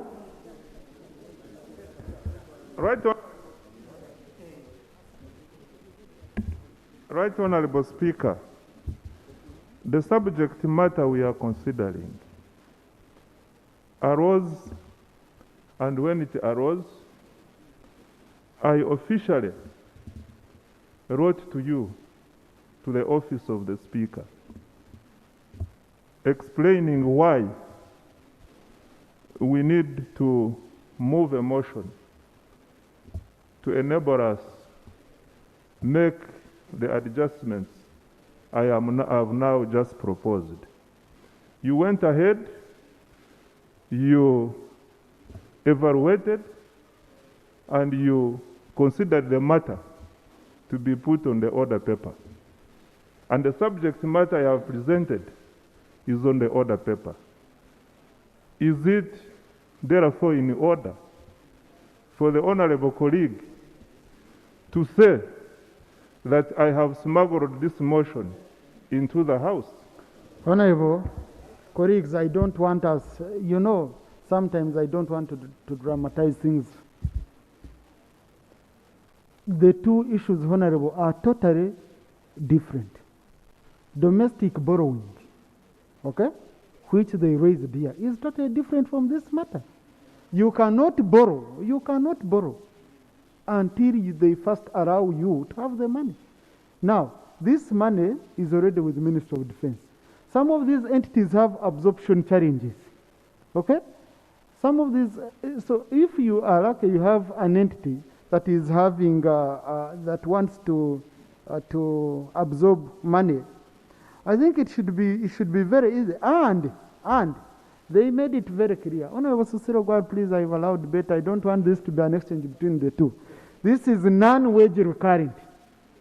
This is from non-wage recurrent to development. So either the House, you are allowing this or you are not. I don't have much time. I'm now putting a question that a motion for a resolution of Parliament to amend the resolution of Parliament on the supplementary expenditure should do number 1 for the financial year 2021-22. Those in favor say aye. Those against say nay. No. The ayes have it. No. Next item. Item 7. Mr. Speaker. Responses by ministers to urgent questions. Item 7A. Let me clarify tone of Cecil Ogwan. The borrowing is for financing. Okay? You supplied. And it is within what you supplied. Now, the borrowing is for financing what you supplied. So the borrowing does not have anything to do with this because this is not new money. Mr. Speaker, sir. So, next item. Mr. Speaker, sir. Item 7. Please, Mr. Speaker, sir. Please, Honorable, don't access the microphone.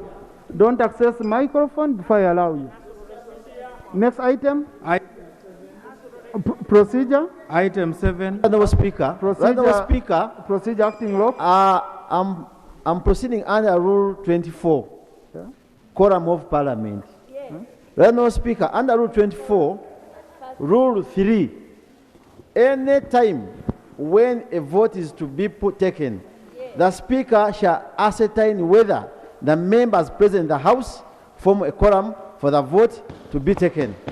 And if she finds that the number is less, the Speaker shall suspend the proceedings of the House for an interval of 15 minutes and the bell shall be rung.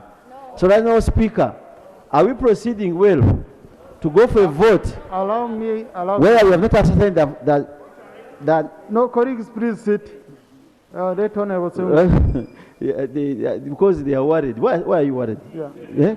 Mr. Commissioner. So right now, Speaker, are we proceeding well under Rule 24, 1, 2, and 3 by taking a vote on this contentious matter before establishing the number of members of Parliament that are voting on this matter? Thank you, Honorable.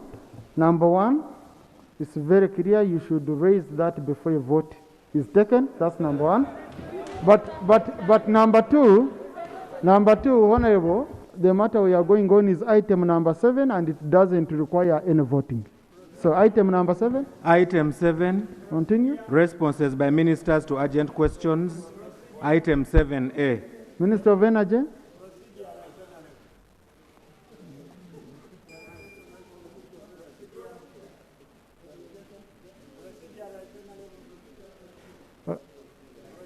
Minister of Energy.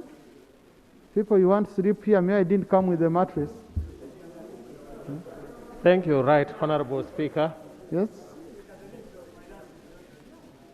Minister of Energy. Thank you, Right Honorable Speaker. I'm rising to answer a question which was asked by Isengoma Patrick.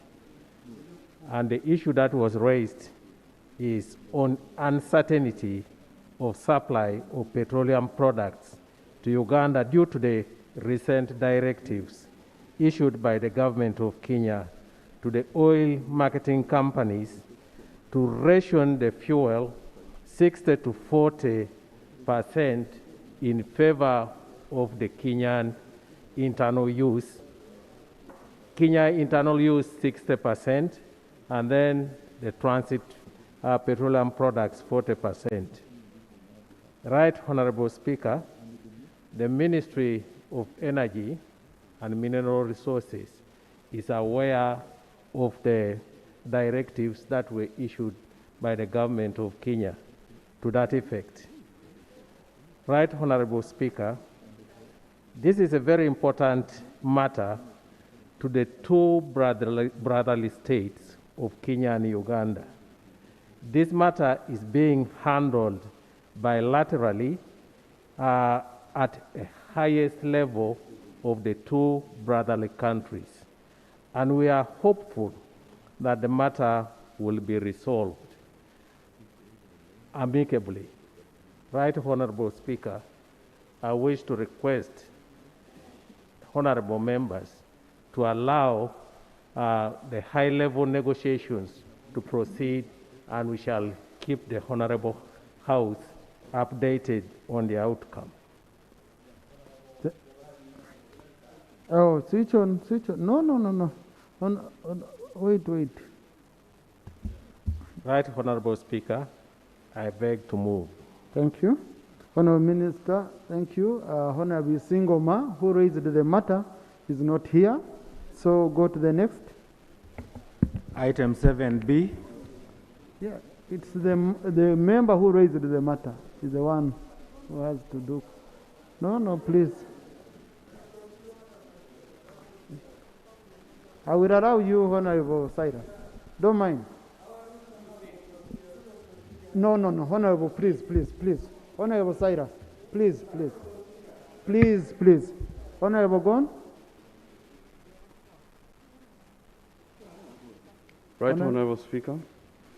I rise to respond to an urgent question raised by Honorable Atiang Stella, Moroto District Woman Representative. And the question was on the invasion of the African armyworm, the subsequent destruction of crops, and the need for urgent intervention of the Ministry and Honorable summarize of Agriculture, Animal Industry, and Fisheries. Right, Honorable Speaker, I'll summarize. The African armyworm outbreak was first reported in Uganda in Busia District and Ruwero District on the 25th of March 2022. The pest spread very fast to several districts, and within 30 days, the pest had been confirmed in more than 50 districts. The pest called the African armyworm attacks cereals that include maize, rice, sorghum, and sometimes pasture grasses.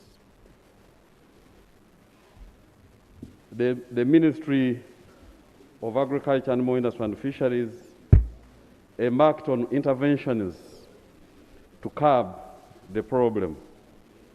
And the interventions included the following. One,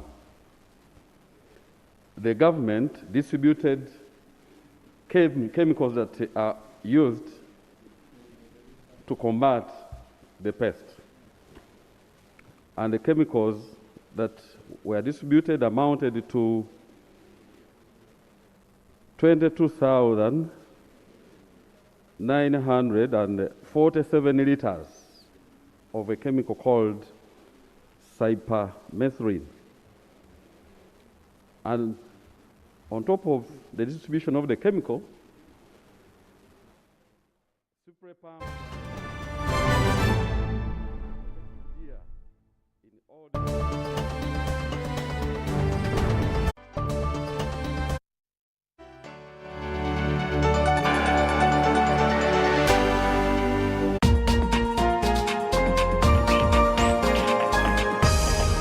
Up next on UBC, brought to you by Keep the lights on. Use Airtel Money to pay for all your Yaka bills conveniently. Open the My Airtel app to buy Yaka units. Airtel Money. Simple, secure, borderless.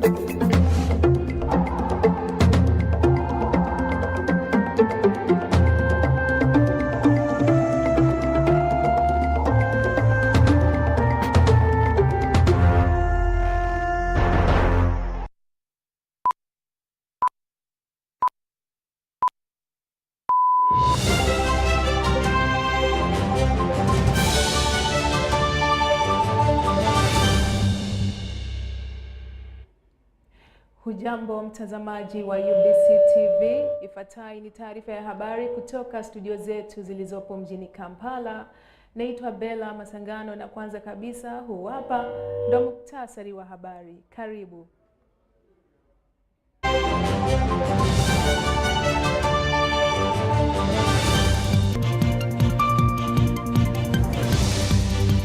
Kituo cha kisasa cha kuhifadhia dawa za chanjo chazinduliwa Ntinda. Rais Samia Suluhu ahudhuria mkutano na wadau kwenye sekta ya petroli nchini.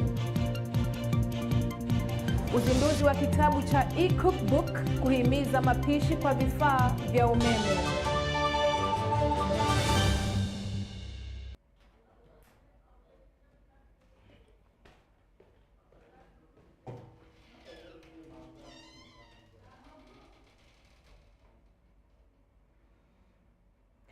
Karibu sana, na katika habari yetu ya kwanza, Rais Samia Hassan Suluhu wa Jamhuri ya Muungano wa Tanzania amehudhuria mkutano wa wadau wa sekta ya petroli na kujadili namna ambavyo Tanzania na Uganda vinaweza kufaidika na mradi huo. Miongoni mwa masuala makuu yaliyozungumziwa ni maendeleo ya mradi wa ujenzi wa bomba la mafuta ghafi kutoka Hoima hadi bandari ya Tanga nchini Tanzania.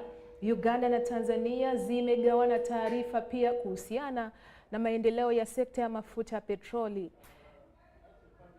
na kujadili pia kuhusiana na ushirikiano wa kibiashara baina ya Uganda na Tanzania.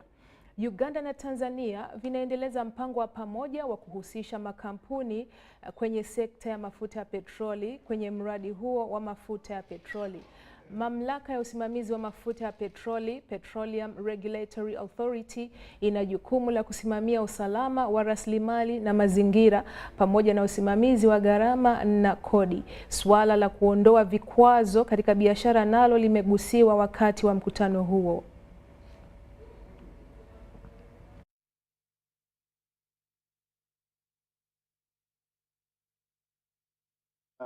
Doing some awareness to the corridor. 2,740 acres of land are expected to be. Waziri Mkuu nchini Mheshimiwa Robin Nabanja amezindua kituo cha kuhifadhi dawa za chanjo za magonjwa mbalimbali hatari eneo la Ntinda, Kampala.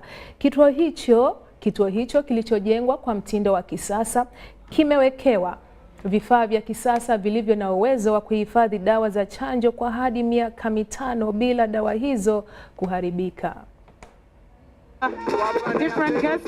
Akiongoza uzinduzi huo, Mheshimiwa Nabanja amelisifu shirika la sekta binafsi kwa kuunga mkono juhudi za serikali za kupambana na magonjwa. Hiki ndo kituo ambacho ujenzi wake umefanywa na madaktari kwenye sekta binafsi, ujenzi huo ukikamilika ndani ya miezi 9 tu. Ndani ya kituo hiki kuna vifaa vya hifadhi vya kisasa vya kuhifadhia dawa za chanjo za magonjwa mbalimbali hatari. The Vaccine Access Initiative symbolizes the strengthening of private and public partnership efforts. This is what the President has always been talking about. Government is determined to make sure that we use every effort to ensure that many Ugandans get the COVID-19 vaccine in order to prevent any possible resurgence of infections. Chanjo hizo zitatolewa bure. Ingawa kwa sasa lengo lake kuu ni kuhifadhi chanjo ya COVID-19, baadaye kitaanza kuhifadhi chanjo za magonjwa mbalimbali pamoja na chanjo zinazotengenezwa nchini. Right, Honorable, maybe in the next 6 months we will be required, we will look for you, Right Honorable, to come and launch a vaccine manufacturing plant. Vaccines will be manufactured from here in Uganda. We are at 70% completion of the facility. So we are headed very soon to NDA for certification. We are headed to apply for WHO inspections. All is we estimate in 6 months we should be able to finish. And the first vaccine will be polio. Waziri Mkuu Nabanja amelisifu shirika la sekta binafsi kwa juhudi zake za kuunga mkono serikali katika kupambana na magonjwa.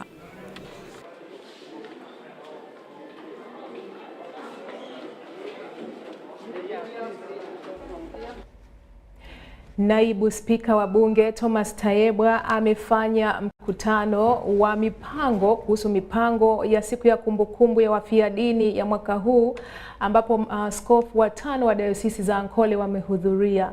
Maadhimisho ya siku ya wafia dini ya mwaka huu